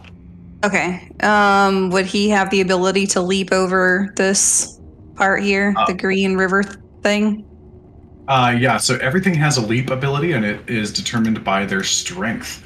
Okay. He has a strength of 18, so he can, with a running start, especially like this, he can jump 18 feet. Because he's got that wind at his back, I'd say he has, actually, he can jump up to 30 feet with the wind at his back, or 15 feet normally.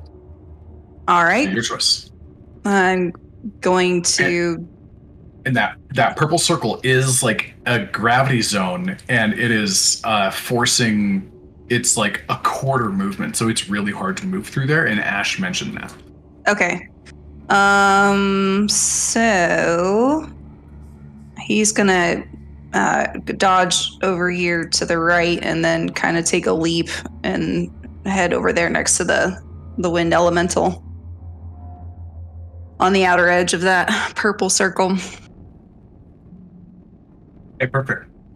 And If then you does he recognize these goat creatures? Can we see through this purple thing? You can see through it. It's like swirly and kind of mystically and magically looking. Okay. And these things do not look friendly. Okay. And you have and you're out of movement speed, but you can use your dash to move forward towards these things if you want to. All right. So let's see abilities. Let's go ahead and maybe do an attack since they don't look friendly. Imagine. You're not close enough. You have to get. Oh, I'm not close to them. enough. And, Okay, and so you would have to use your dash to get closer to them, and then at that point, you don't have your action to attack anymore. okay. So I guess I'll use the dash then to get him in position. Okay, cool. Okay. And I can find my guy. Where's this? Here we go.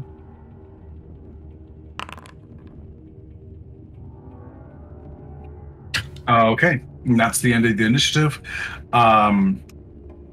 Okay, starting with the new round, I'm going to skip the guy at initiative 3 because he just got his turn. So up at the top is the guy that just got in range, or that just came through the portal.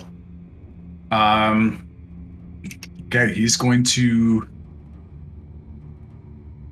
look over, and he's going to take his like nasty, dripping, barbed tail and swing it down at Nostair, the golden weasel. And he's going to make an attack here.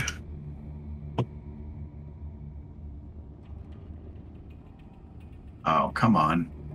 Why are you being weird, Argon? Okay, well, Argon doesn't want to give me an attack option. So that'll be a 21 to hit on the AC of the weasel.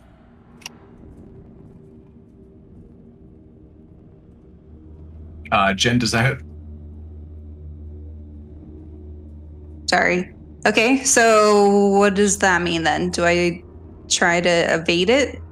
Nope, you already broke through, which includes your ability to evade, unless it has a reaction, which this particular creature doesn't. Okay. So it's going to go for a roll. That is going to be 10 points of piercing damage. Gotcha. And you should be able to subtract that from its health if you right-click, and then just do a -10 in its health. And I need Nostair to make a Constitution saving throw for me against the poison of this creature. Oh crap, I killed it. I just did -10 and then I hit enter, and I do this every time and it kills the creature. I must not be doing something right. That's bizarre. Okay, so 54. Oh, don't do it in the character sheet. Right click on the icon and then do -10 in the little box below. The icon? Yep, on the token. So right where my mouse is hovering. Get out of the sheet. Oh, okay. And just right click on the creature. And then it should give you a little box below. Do -10 there. Okay. There you go. Perfect. And please roll a Constitution saving throw for me. The weasel? Yep, for the weasel. Because it just got slashed with this nastiness. Okay, saving throw. Normal. Ooh, that is a failure. Also, you take 4 more points of necrotic damage. That was from the initial hit. I just forgot to roll that part. So, Nostair, the golden weasel, is poisoned. What was the other? Which means you have disadvantage on attacks and ability checks. And as like it slashes across Noster's face, it like looks up and like maggots start falling out of the wound and starts coughing up some flies. Morgan, what was the 24? Oh, thank you. I didn't see that. Never mind on the... You're good. So it rolled it automatically. You are not poisoned. Not poisoned. Do I need to get myself the 4 points back of health? No, because that was from the initial slash. It okay. Conditional. It just didn't roll it naturally. Thanks for that, Q. I didn't see it. I forgot it did that. That's what I was like. Okay, cool. This guy's locked in. This kind of creepy goat man like starts circling around this thing, looking to do battle. Okay, next up is Moose.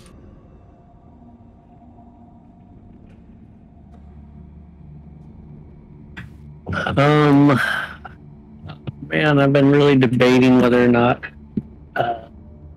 I can do something, and I don't think I'm going to be able to.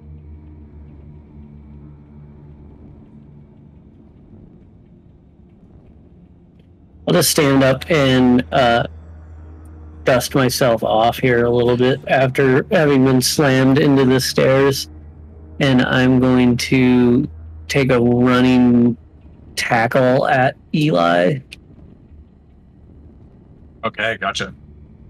All right, go ahead and go for another unarmed strike as you're trying to get him.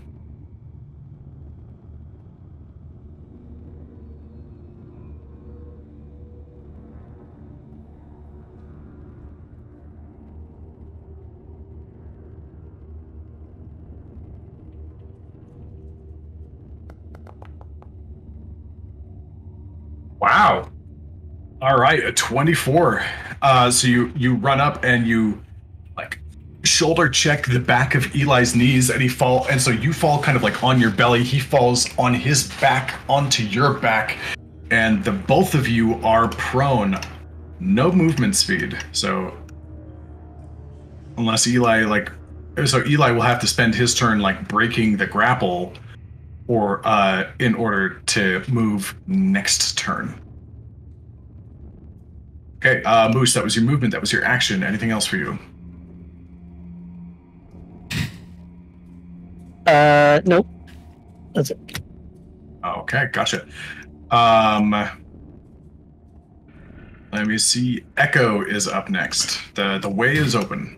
So he's going to go in. Whoop, that's not what I want. This, like right here, which this in turn would be So you 10 feet of movement speed. Okay.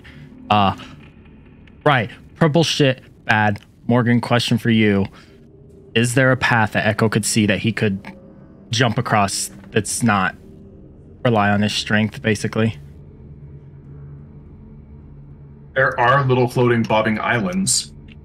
It'll still depend on your strength. Oh, it's not. But they're close. But those little islands are closer together. Yeah, that's probably what he's gonna have to do. That's not good.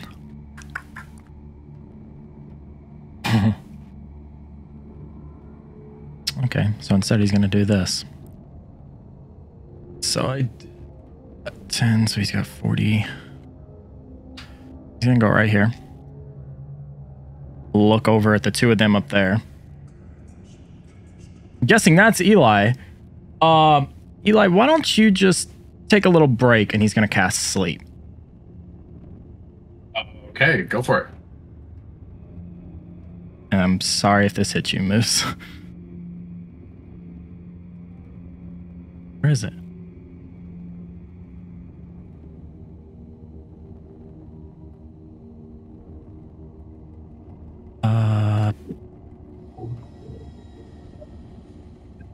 Which it will cast it to where it only hits them too.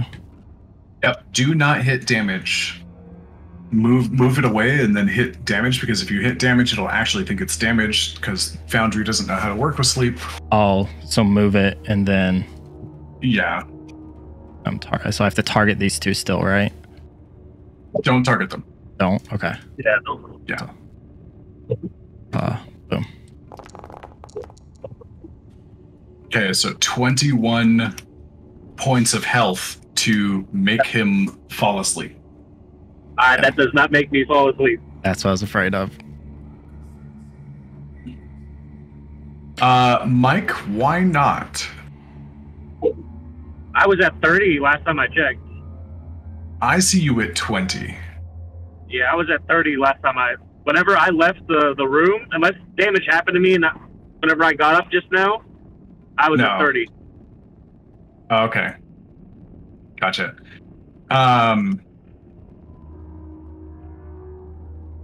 Okay, so it does not land, and Moose is not weakened enough to make that happen either. So the sleep spell does not connect properly, and nobody goes to sleep. Just kind of looks, well, shit. That was a good try. Yeah. That was a good try, though. I have to rely on strength to get across. I'm fucked. If Vega was here, she would told you. See, I told you. I tried casting spells on him. It doesn't work. I told you so. I told you. I told you. We tried. Oh.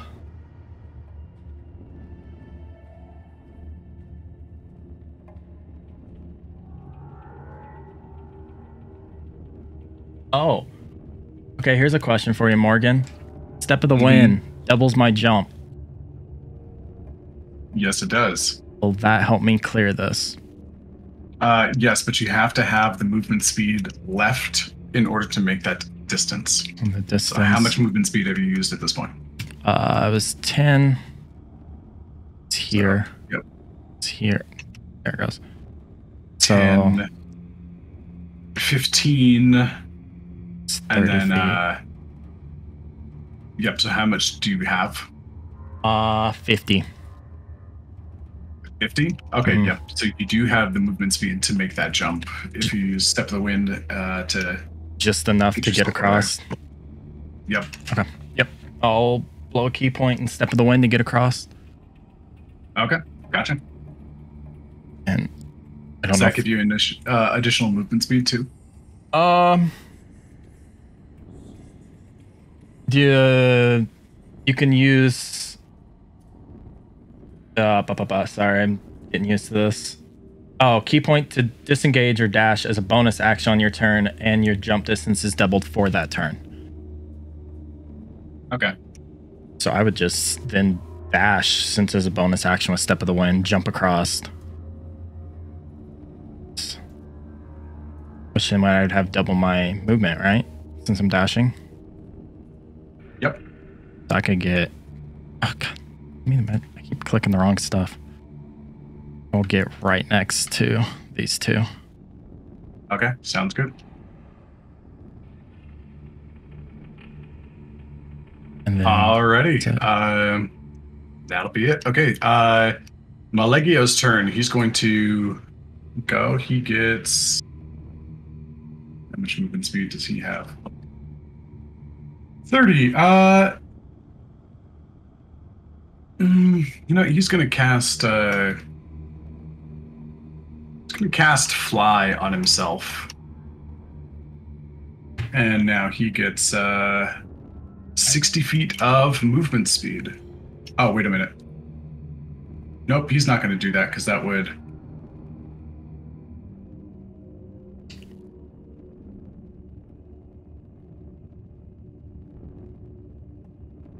Oh, no, that's fine. Because he's a monster, he doesn't actually have to utilize his concentration the same way. He doesn't have to maintain concentration on his elemental because monster stat blocks are weird. Okay, so 10 feet, 20 feet, 25 feet,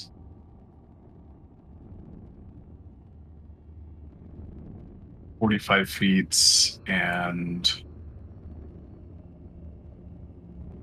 so he's gonna Oh, good. It's not. Oh, that was too hopeful.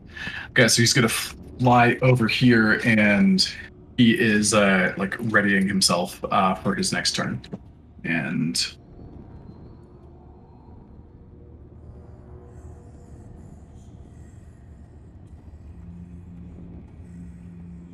That'll be it, as he's just understanding the situation here.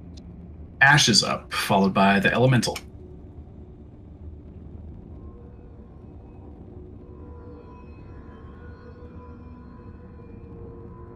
Lily.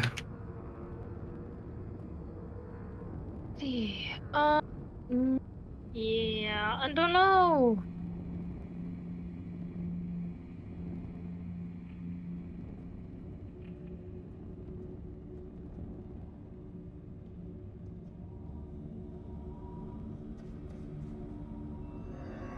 So I can do this. 'Cause this is essentially just difficult terrain.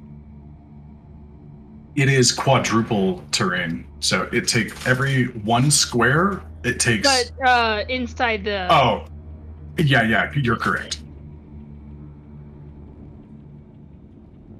But if you do that, you would essentially follow this path here and do this zigzag.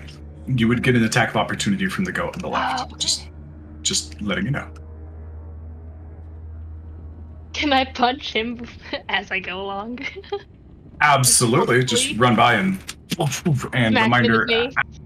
Yep. If you want to, Ash has 3 attacks. Okay. I think this is the correct. Okay. Yeah. 25 does hit.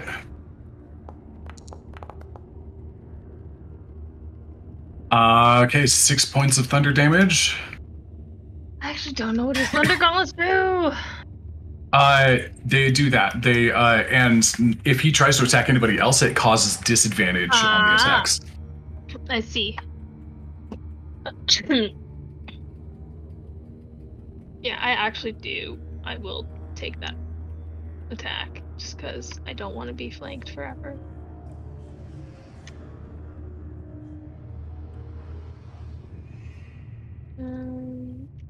Okay, so you move, and it is going to do its attack of opportunity against you. I'm going to move you back here first, because it's yelling at me about the range. And that'll be a natural 20 to hit. Well, that'll hit. A little bit. Oops, I did that as a normal. Wow, and I hit max damage, so... And then plus another... 8 plus another d8. I'm gonna do that as 2d8.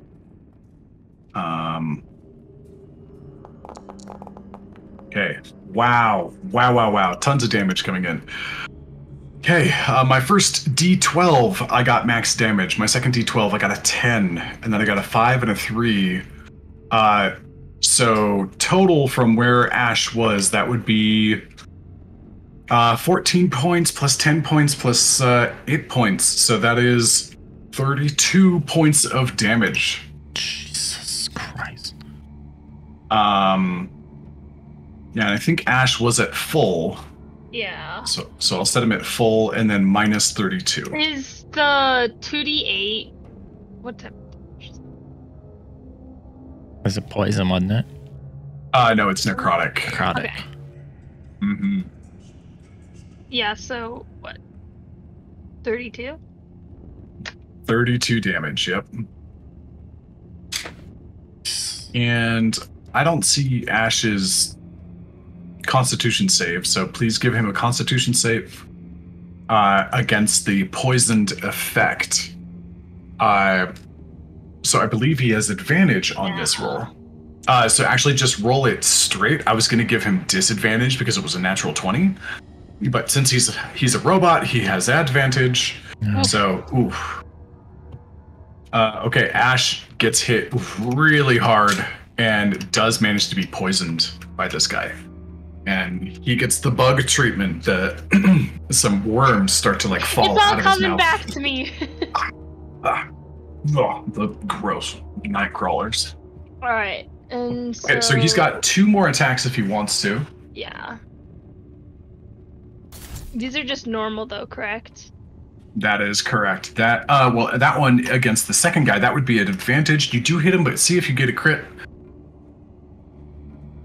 Because you have flanking. No crit, so go ahead and just deal your damage.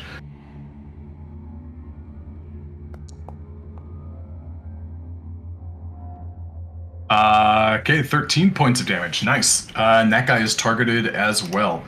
So he has disadvantage against other creatures. Second hit. Oh wow. Well, I guess we just crit fish real quick. Okay. Let's see. An 11 misses, but he still has advantage because he's flanking with the weasel. Nope. Go ahead and roll again because you haven't hit him yet. Oh, unless that 23 was the 23. Yeah. Okay, cool. go. So eight more damage does apply. Okay, so I'll adjust that one. Okay, cool. So he got hit. So that was his first attack, his second attack, his third attack. Because he has dual wielding and 2-weapon fighting, both, he gets a 4th attack. Jesus. Oh, well. Kevis had this option too. Yeah, well, actually, everybody has this option. Kevis wasn't the brightest, okay? Okay, 26. Yeah, I mean, Ash built this guy as just like a rock'em sock'em robot. Mm-hmm. All right. Okay, 9. Okay, so just beating this thing over and over and Wow. over. It's already into the Rex stage. Wow. Oh shit. We'll keep it, but Ash was poisoned, so a bunch of that was not supposed to be at advantage. It should have just been straight rolls. Whoops, that's my bad. Let's remember that next time. I don't want to retroact that. Okay, Air Elemental is up next. All right. So he's gonna use one of his abilities. I think he's gonna use Slam on this guy right here. He does have to get closer. He has to get closer. Okay, so he moves in. Well, yeah, actually, because you are an air elemental, you can overlap yourself on the creature. All right. Shoot, I can't select the guy because it's too close. Let me try We'll this. just go like that. Okay.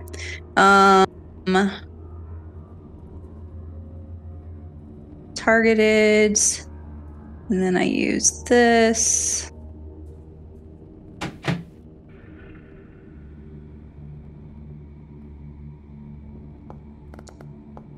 Okay, and yeah, the 25 will hit. Go ahead and hit that damage button.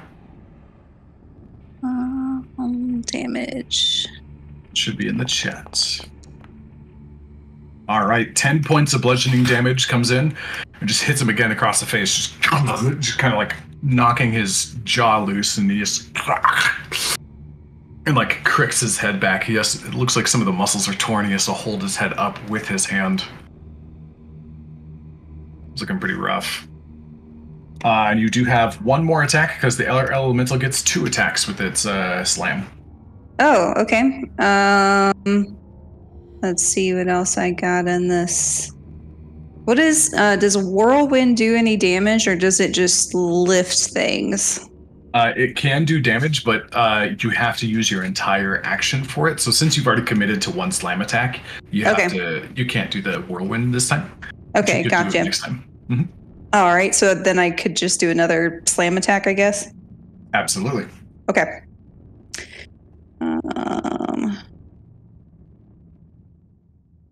It's slam, normal. A 20 does hit the creature as well. This little goat demon named it. All right. Okay, another 10. It's on its last breaths. It's looking very weak. I'm going to overlap you again, and that'll be its turn. or that'll be the elemental's turn unless you want to move away or anything. Nope. I'm gonna stay right here. Okay, Eli is up next. You are football tackled. Morgan, just play my character. I'm being beckoned away. Okay, farewell, Eli. Have fun. Okay, so Eli is going to. I was hoping he was going to do this because this would be way cooler. He's going to try to stand up. He's going to use his action to try to break the grapple that Moose got on him. So this is a contested athletics check, Moose. Oh boy, I rolled real low.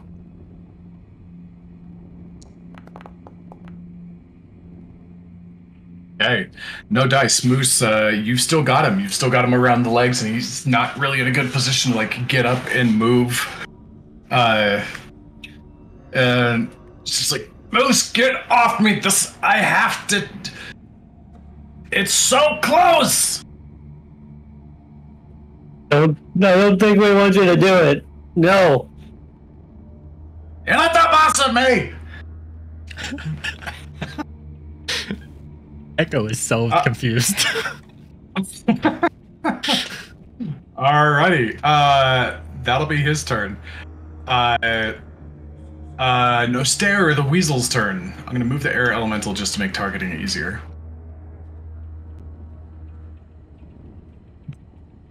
I think you're muted. Sorry. He's going to go in with a slash attack. All right. All right. That. And. Or I'm sorry. I guess it's called claw. All good. Okay, the 21 will hit. The fact that it took Kevis and Pinky to kill one of these.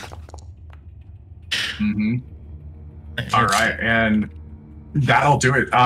Describe your kill as a weasel.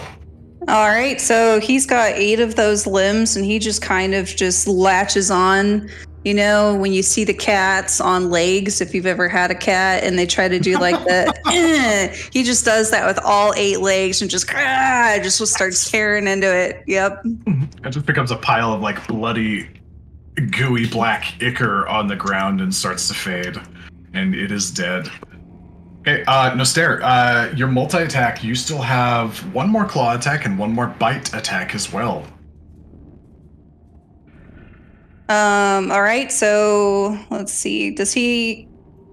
Would he be able to reach the other one and do another attack? Yeah, he's still got his full movement speed of 40 feet. Okay.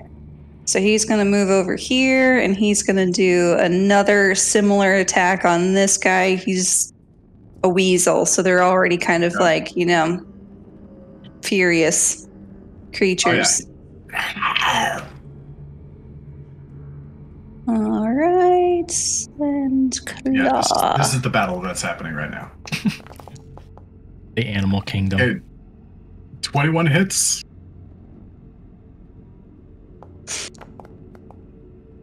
Okay, 8 points of slashing. Excellent, and you still have your bite attack. I can do that on top of that? Yep, he gets 3 attacks a turn.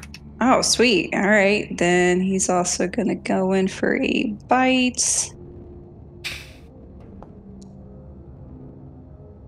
Okay, 17 hits. Whew. All right, getting some He's more mad. damage in there. 12. He's just mad. Mm-hmm.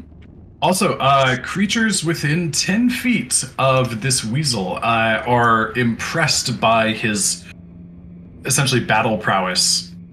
And allies within this range get advantage on attack rolls. So everything that we did with Ash, even though he was poisoned, that was actually accurate. Okay. It's one of his abilities. So turns out it was fine. Okay, next up is the Goatman's turn. He is going to spend his turn. He's pissed at the weasel. So he's going to attack that thing. And I can remember how to do this thing. Okay, that'll be An 11 to hit. That is going to miss Nostare, the weasel. Haha. Oh, actually, that should have been at a disadvantage as well. So, yep, Nope, that's totally fine. Ash's targeting system has broken his attack. Okay, it's going to be his turn. He's going to move 5, 10. He's going to move to the other side. He's going to avoid some flanking.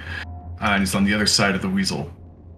Okay, and at this point, the purplish gateway that is kind of shrunk down after the goats had entered flares back up.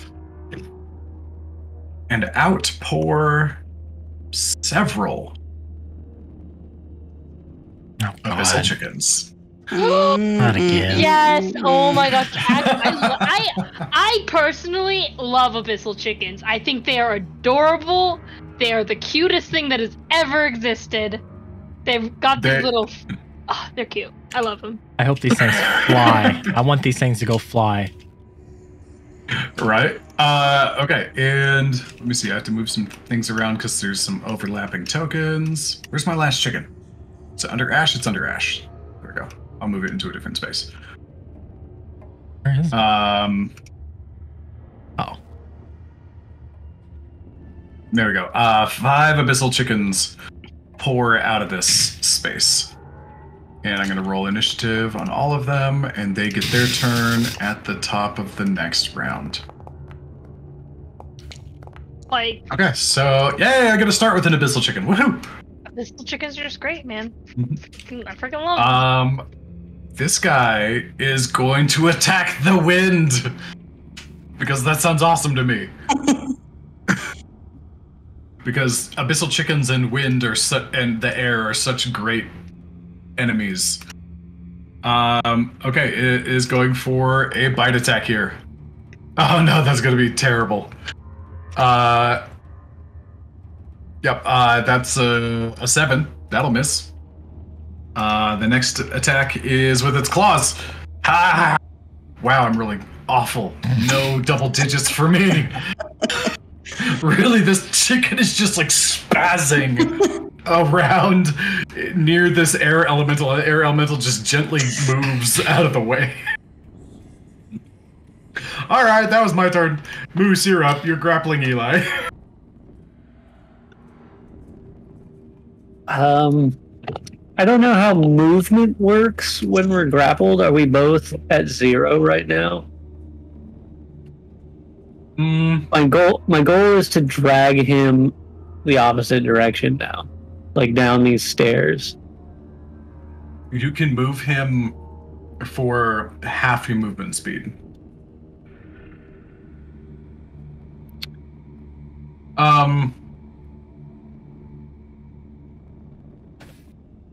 Just because of the physics of this, roll a strength check. You're essentially on your belly. He's laying on your back.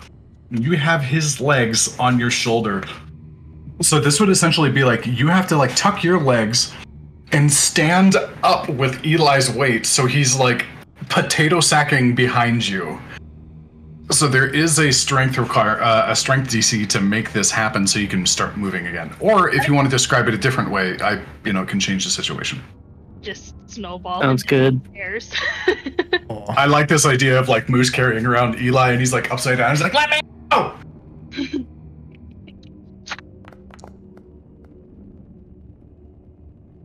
Okay, 14. I'm going to do another contest with Eli's just to see where this lands. Nat 20. Natural 20. Of course, he gets a freaking natural 20 right here.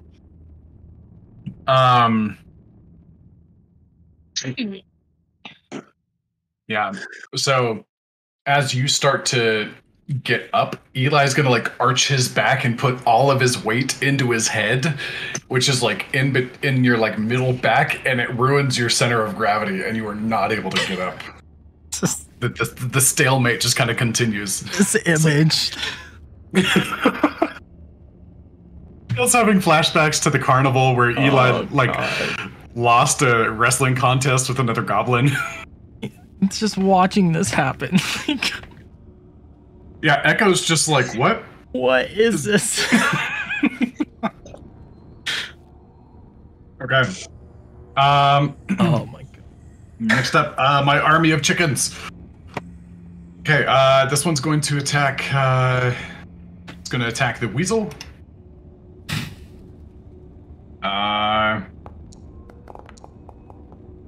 And actually, it's going to move. Well, no, chickens are dumb as hell.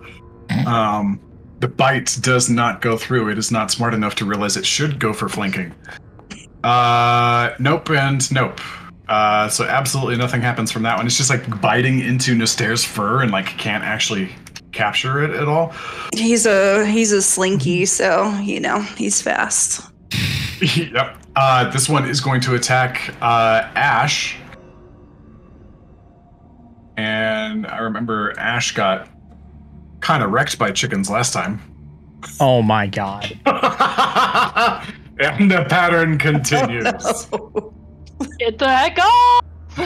Critical damage from the chicken for no. 7 points. I hate these Nice. things. I love abyssal chickens. All right, and it's going to drop Ash down to his knee as he wasn't expecting these things. That comes off and just like bites him in the back of the knee, like the fleshy portion. He just drops down and he is prone because of the natural 20. So the next attack is the claws. This will be at advantage for a 10. All right. Fucking back. All right, Echo, you're up. You're watching this like almost. The two of them are almost making like a circle. Like you could just like draw your finger between the two of them, and it just kind of goes around and around. Oh, well, definitely thought this mission would be boring, and it's definitely not boring. Look at Eli. No hard feelings, right? Take the quarterstaff and smack him. And this is advantage because he's prone, correct? Yeah, that is true, and he is Restrained too. he is restrained. Are you trying to knock him out? Yeah, I'm not gonna kill him just to get him to stop. Oh wait, might help if I Okay. open my character sheet. Yeah, go for it. I hope this. You have to drop him. You have to drop him to 0 HP, but you can do a knockout strike instead of a death blow. It will not let me change the formula. This is supposed to be a +8, I think. Yeah. Oh wait, well, hold on. Let's see if I just rolled normal. Whoops. Okay. Yeah, 23 hits. I'll just roll again because I did normal on accident. I'm dumb. Yeah. Okay, cool. So then this. Yeah, it's messing with my formula. It's supposed to be a 1d8. There, I'll just do. You should have the ability to do this versatile Yeah, I don't know. somehow. I don't remember how Zarius did this. I mean, I can always just type it too. Yeah, we can always make a duplicate of your weapon and just like modify it to be a 1d8. Oh yeah. And so we can just do that. Okay, so What's that? 8 points of damage. Okay, so you smack Eli kind of across the head. Go to sleep, go to sleep, go to sleep. Pretty much. Second one, or second attack, and this time if it doesn't knock him out, it's going to have stunning strike on it. Okay, go for it. I keep clicking on Eli for some reason when I try to open my character sheet. That's not gonna help. An 18 hits. That is his armor class. Oh wait, versatile. Oh, there we go. Okay, 8 more damage. He's still kicking. He's like, ow! Ow! Stop it! Said no hard feelings. Who are you? It's hard on my head. Of course there's hard feelings. He needs to make a con save. Or stunning Okay. strike. And as he says, Con not my save. head. I'll hit you in the gut next time. Okay, con saves. All right. Something he's good at. No. I'm pretty sure. No advantage or anything on this. He saves. Is it dirty 20? He saves. All right. Next up. Oh, sorry. Go ahead. Make sure I get all my key points. What does it cost to? I'm so sorry, Mike. You do have your bonus action unarmed strike and your flurry of blows if you want to burn more key points. Remind me with the monk. Can I do unarmed strike and then decide if I want to do fury blows after? Yep. Okay. Yep. So after he said not my head, he's just gonna turn around and straight up just clock him in the gut. Okay. Yep. Go for your unarmed strike.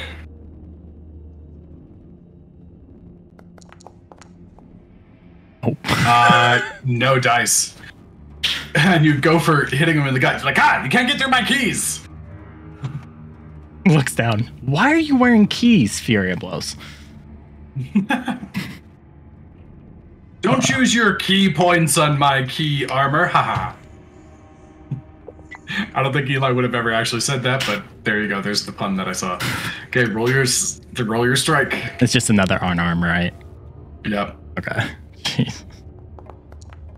Natural 20. All right. Can Eli lucky that or something? I have no idea how lucky works. No.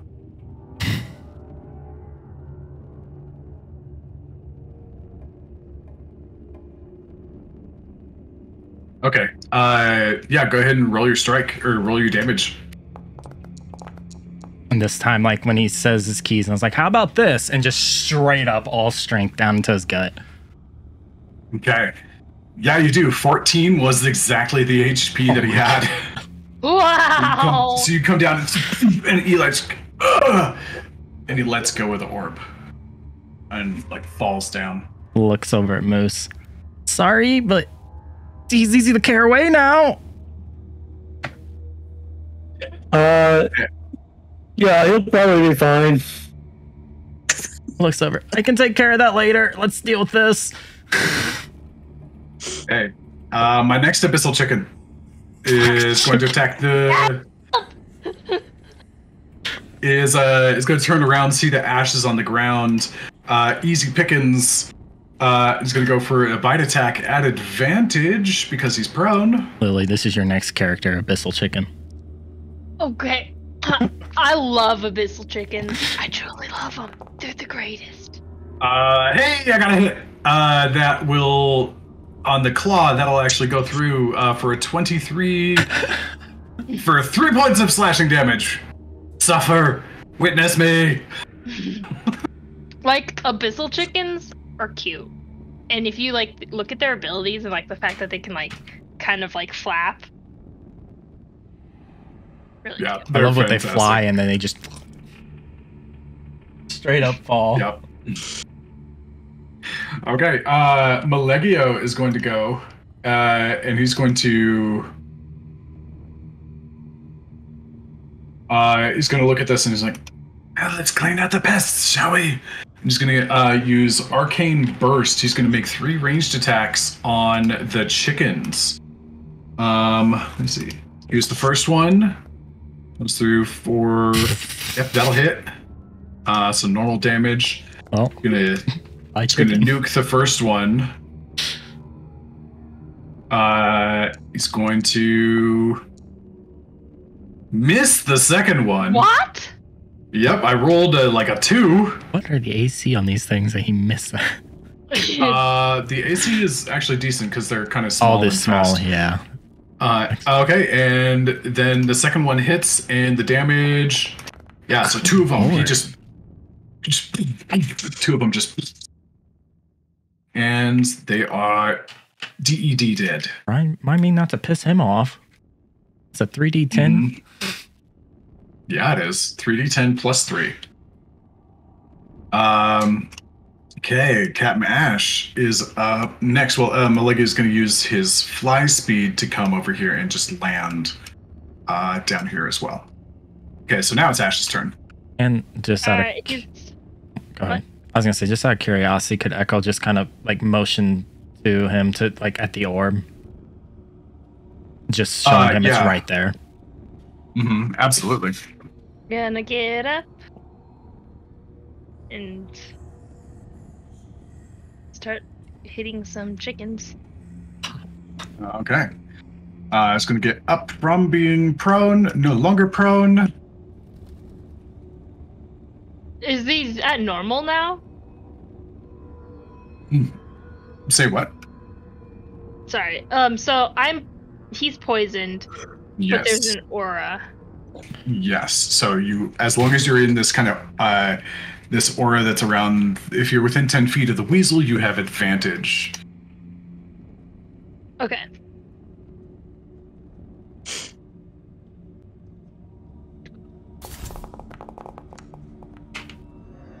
Hey, that hits the chicken.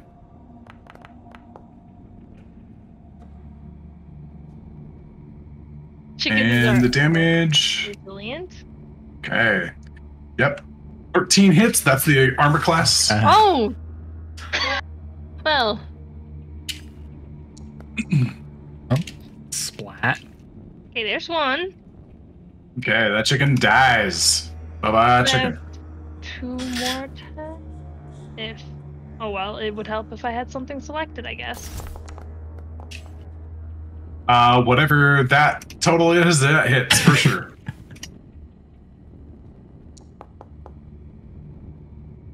Okay. A little bit more damage comes through and smacks the thing. Is it still up? As I'm Barely. trying to find something. Okay, cool. So it's all right. And Ash does have his last attack if he wants. Wow. Wow. That is such a great use of a natural 1 and a natural 20 is to knock out a chicken that has 1 HP left. I just want to punt it across the room. Can we roll Yeah, crit you just do. to see? I'm He's just curious. traumatized from the last time. For the last time, this chicken punt it all the way around. Yeah, this isn't even a Thunder Gauntlet. Like, the Thunder Gauntlet, like, kind of, like, charges up and, like, puffs out a little bit when he does a punch, and this time it happens around his shin. He's just, fuck these fried chickens! Poof! And he just flies across the room and crashes into a wall, and it's dead. Oh god, is that the first time we've had that? A nat 20 and a 1? No, not the first time. Okay. I'm pretty sure that's happened several times. Okay, so Yeah. that was all 4 of Ash's punches. He does have his movement speed, and he is... Alright. I think he'll move right here. Be a supportive buddy and be like, I got your back. Weasel, you are making waves. Oh, yeah. Alrighty. That's right. Air Elemental is next. All right. He's going to move in here to do another slam on this guy. Oh, his icon's so big.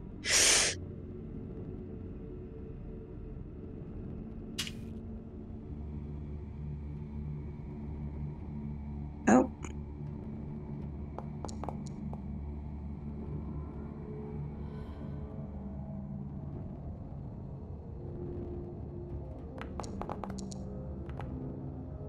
Wow.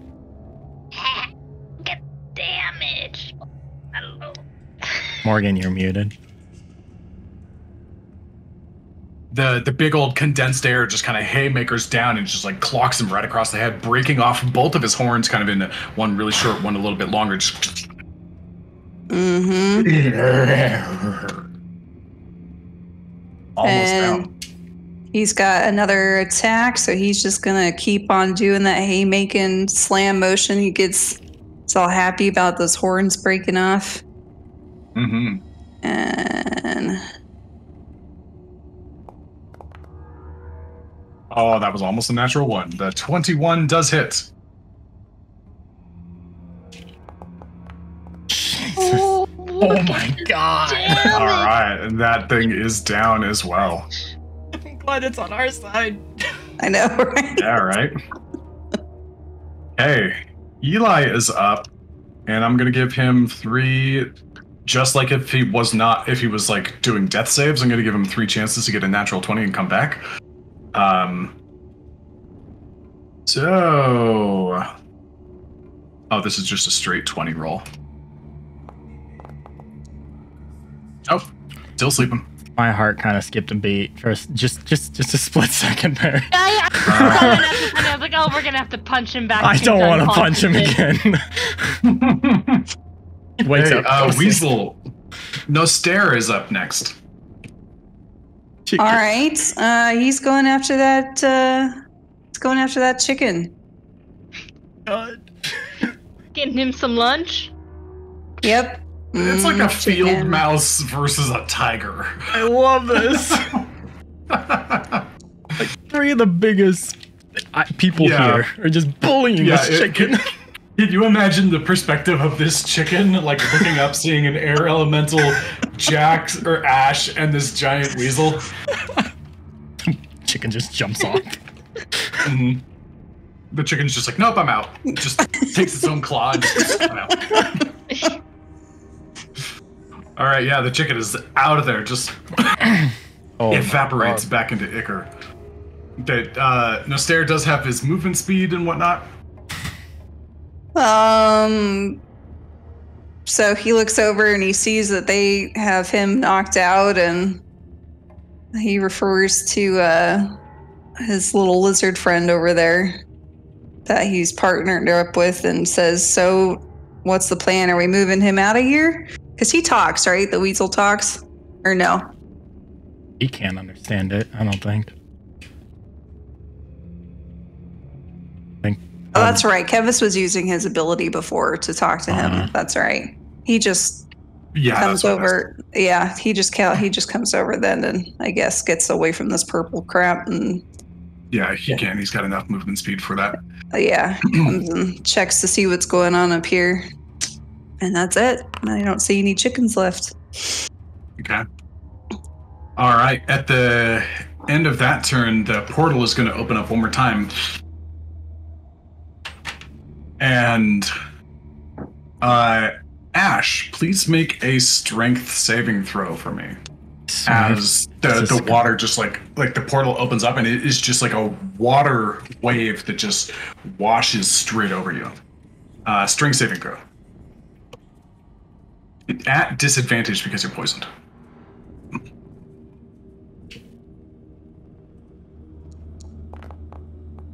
That was scary for a minute. 18. Okay, yeah, you're able to like hold yourself up.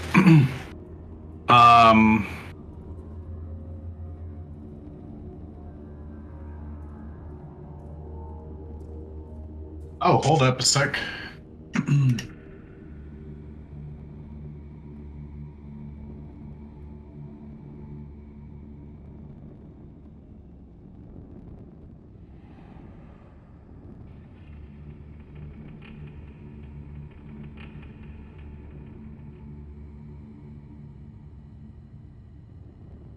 Okay, never mind. We're good.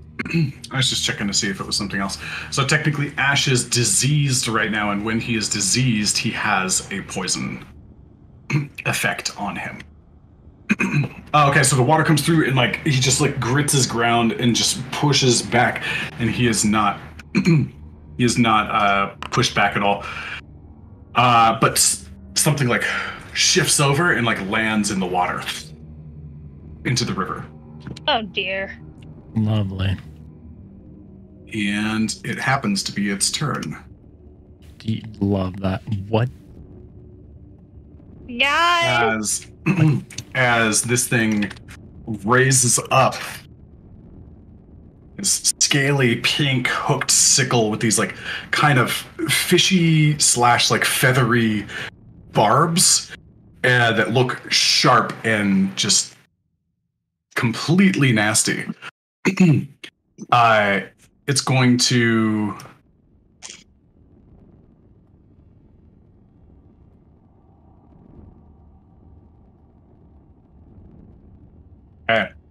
it's going to let me see, where is Ash? No, No, have to do it. Okay, so Ash is 15 feet away. Okay, so this thing is going to use its 2 claws to swing forward and go for attacks on the air elemental. Come on now, show me that. Okay, the first one coming through, that is going to be a 14. That is going to miss. The next one is a 13, going to miss. Sheesh. The next is going to try to do a bite, and that'll be a 21 to hit.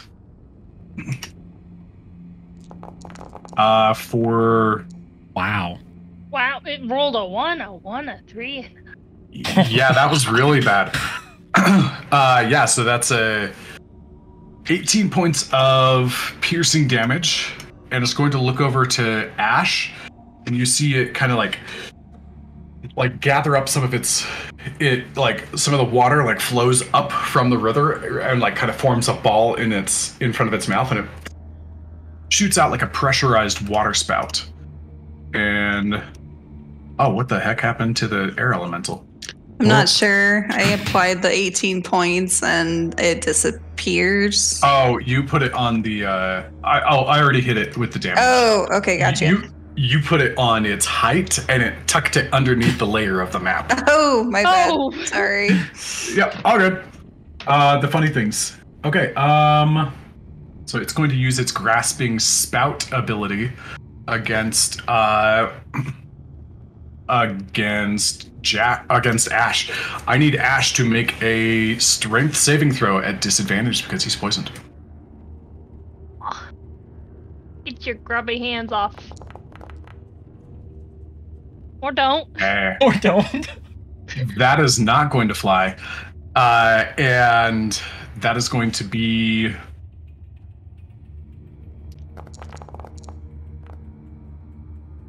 $21 points of acid damage. What? As the water lashes out and splashes onto Ash and kind of solidifies and congeals in a straight line back to the mouth of this thing, and it takes its claw, grabs onto this like kind of congealed line of water, and lasso yanks him in and pulls him 60 feet or, so. Oh, no, I already did the damage. Trying to eat me. Yeah, so he's at 20. I already did the damage, so he's down to 17 points of damage, and he gets yanked and pulled into the water.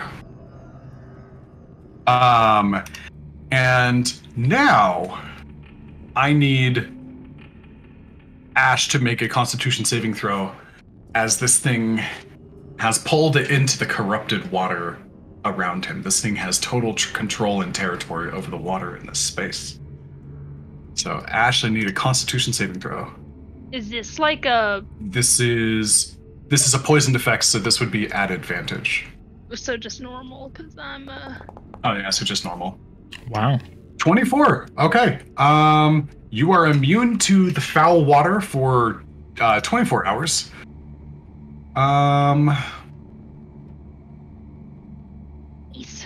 And there is no additional effect because you saved. Lovely. All right. So next up is Moose, who is currently on top of or has an unconscious Eli on top of him.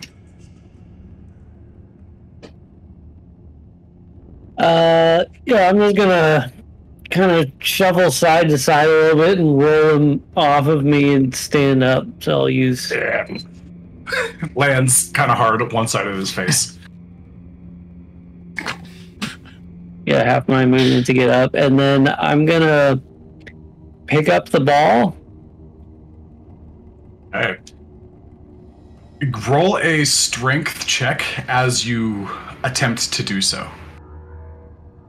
As you reach in, you feel that gravity that Eli was fighting, just the kind of like constant struggle of you're not sure which way it's going to push you or not. Oh my god. Okay. And you're able to, you kind of like wrap your wings around to give like a secondary layer of control. So you kind of have like 4 limbs going and you're able to tuck it in. It's sitting there. It is hard. You do feel it like trying to like jerk forward. And you are at half movement speed because this thing is just heavy. Or actually, you can only move 1 square, same as Eli. Per your movement speed. Yeah, I'm gonna take 1 step onto the stairs here and start trudging down the stairs. All right. Next up is Echo. Oh, shit. Oh, boy. Does anything happen as I move the ball away from the door now? That portal does seem to be less active where the demons are coming out. So this ledge, how tall is this? Right here. Like 7 feet. Okay, so like something. I could just hop right over and be fine. Easy. Yeah. What about hopping back up? Yeah, pretty easy as well. It just take it's climbing, so it'd be double your movement speed. Or actually, as a monk, do you have the ability to like climb vertical surfaces for no movement? Not yet. Not yet. Okay, never mind. So yeah, if you wanted to climb back up, it'd just be 10 feet of your movement. Actually, he's gonna move here. Am I in that wind wall? I can't tell. You are. So, well. So if you're going against the wind wall from when it was originally done, it is double movement speed. Okay. It is pushing against you. I'll go up next to Mr. Weasel here. That's 20. Look at the creature. Mm-hmm. Put my bow staff out. You do not look friendly at all and fire guiding bolt at it. Yeah, I'm just gonna look over at you. What languages do y'all know?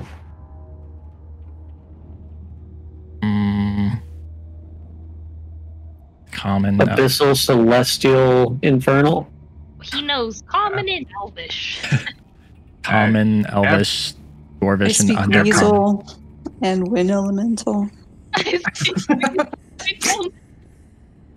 Hey, everybody inside their head hears some aquatic guttural language. You bud. And Moose is the only one that understands this as a dialect of Abyssal. It's like, yes. And it's kind of.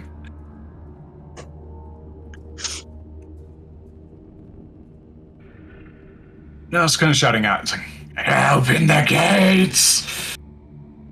Okay, go ahead and roll guiding bolt. Misses. Who you trying to hit? Roll a d4 for me.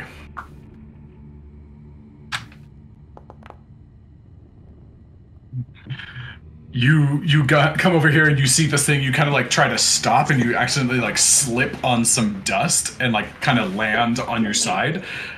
And you guiding bolts Noster instead. Look. Sorry. So deal your damage to the weasel. I feel like this is some prejudice coming out from Kevis leaking into your new character. Hey, I rolled bad. And whatever then. Oh, 30. Nope, sorry. There we go. Nope, it should be better there.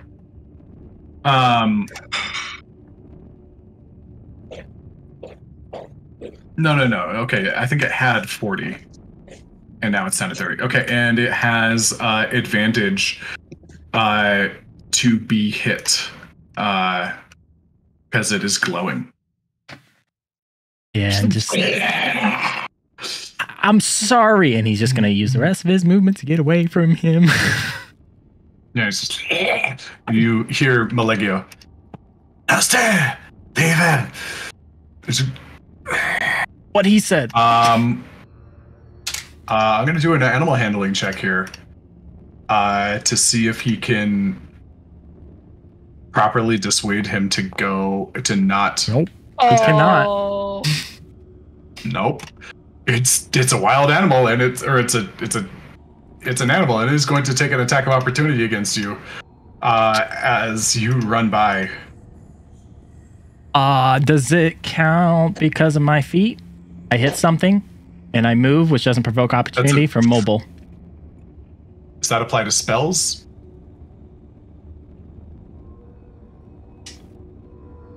No. No. Okay. All right. It's gonna. I'm gonna move you back here so I can actually range you properly. It's going for a bite. That is a 19 to hit. So many reactions, and none of them can be used. Okay. Okay. Bite will come in for 12 points of damage. Yeah, I deserve that. As you continue on. As kind of looks satisfied. It's a little bit like when you step on like a dog's tail and like turns around and nips at you. And then like afterwards it doesn't seem to be like holding a grudge or nothing. I'm just gonna look and be like, got it. Just kind of like, ow. And he's gonna try to get back out of view of this creature for now. So if you can, you're gonna kind of tuck behind back here. Yeah, you can. You can kind of like get behind, so you have half cover from the stairs. And be in pain and loneliness. Yep. Okay. Malegio's gonna take his turn. Well, this doesn't look very. Thing looks terrible. And it's gonna turn around and he's going to use.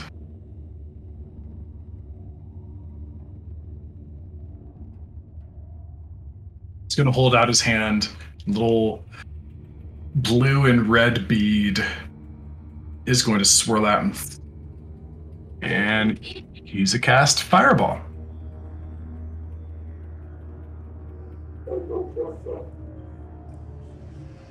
Oh, sorry. Gotta. No. Undo all that. I just had to shift the position of the screen. Oh no, don't target Pinky's invisible character. Pinky out there hiding. You just. Whoa! Whoa! Yeah. God, I didn't realize how big that radius is. Good God, and I got hit by that. Okay, so this should work. Hey. 26. Wow, 26. I rolled terribly. That was 3 1s and a 2 plus some other stuff. Okay, and it succeeds. So it takes 13 points of fire damage. That was way lamer than I wanted it to be. Okay. And he kind of like dives back into the water. Darn.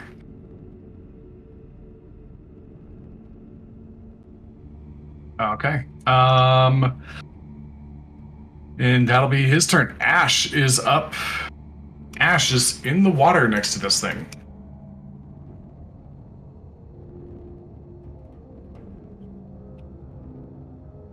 I feel like he would put his hood up. Oh yeah, just. Oh, I forgot about that. His helmet on. He's not looking hot. Nope.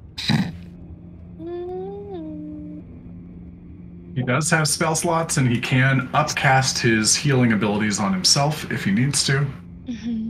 I think I might do that. I think it's healing Joel. Is that his? Yeah, that's his cure wounds. Hey Morgan, is there a reason why Echo is seeing stuff in black and white, but when I'm not clicked on him, I see everything in color? Yep, because Echo has dark vision. Okay. Yep. So it's just illuminating what's Okay. what's around him. Oh. Yeah, there's some things I still need to learn about that. Okay, so Ash is going to use some healing on himself. Oh, I have to click a target. Holy shit! I forgot he has that. I didn't realize he was okay, but he's used it because we haven't gotten our long rest. So there's that, or a short rest. Are you talking about his fighter thing? Yeah. Ready. Second level. Did that work? Yeah, you gotta click. Yeah. I have to click it. There you go. Little less near death. Yep. And then I don't know fully. and you can pop his guardian armor for an item interaction. Yeah, so I think he's okay. Short rest. Yeah, so you can do that 3 times, and he can get 4 temporary HP right now. Yeah. And that's just like kind of a free action. Yeah, I think I'll do that. Give some like what 4 HP. Is this slinky? Right? That's what it is. Yep, that's it.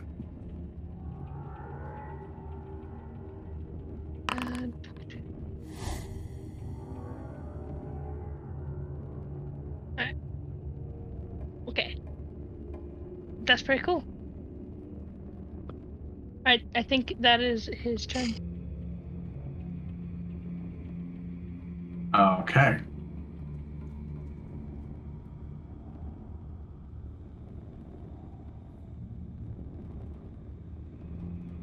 Okay, so that's Ash's turn. Next up is the turn of a familiar face. As Moose, from the corner, as you're like trudging down the stairs with this heavy object, Oh, great. you see tucked into the corner kind of some magical particles separating away from this thing as this still wounded frog speaks in abyssal. I'll be taking that. And he's going to cast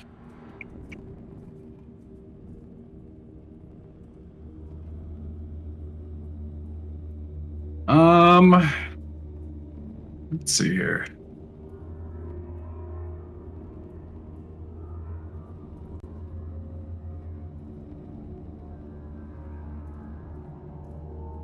As he lets go of his invisibility and comes back into sight, he's going to run over here and step up, and he's going to cast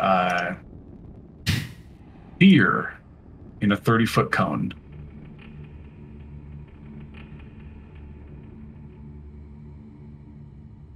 And let me actually do this, because then I think it'll...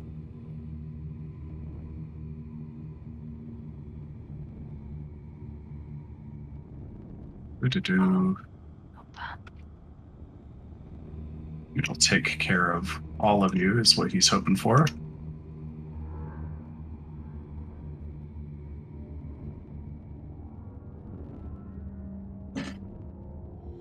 Is that.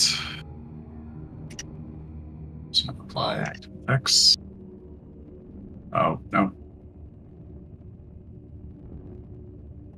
Well, that didn't do what I wanted it to do. So, Ash, Malegio, Noster, I need everybody to roll a wisdom saving throw for me, please.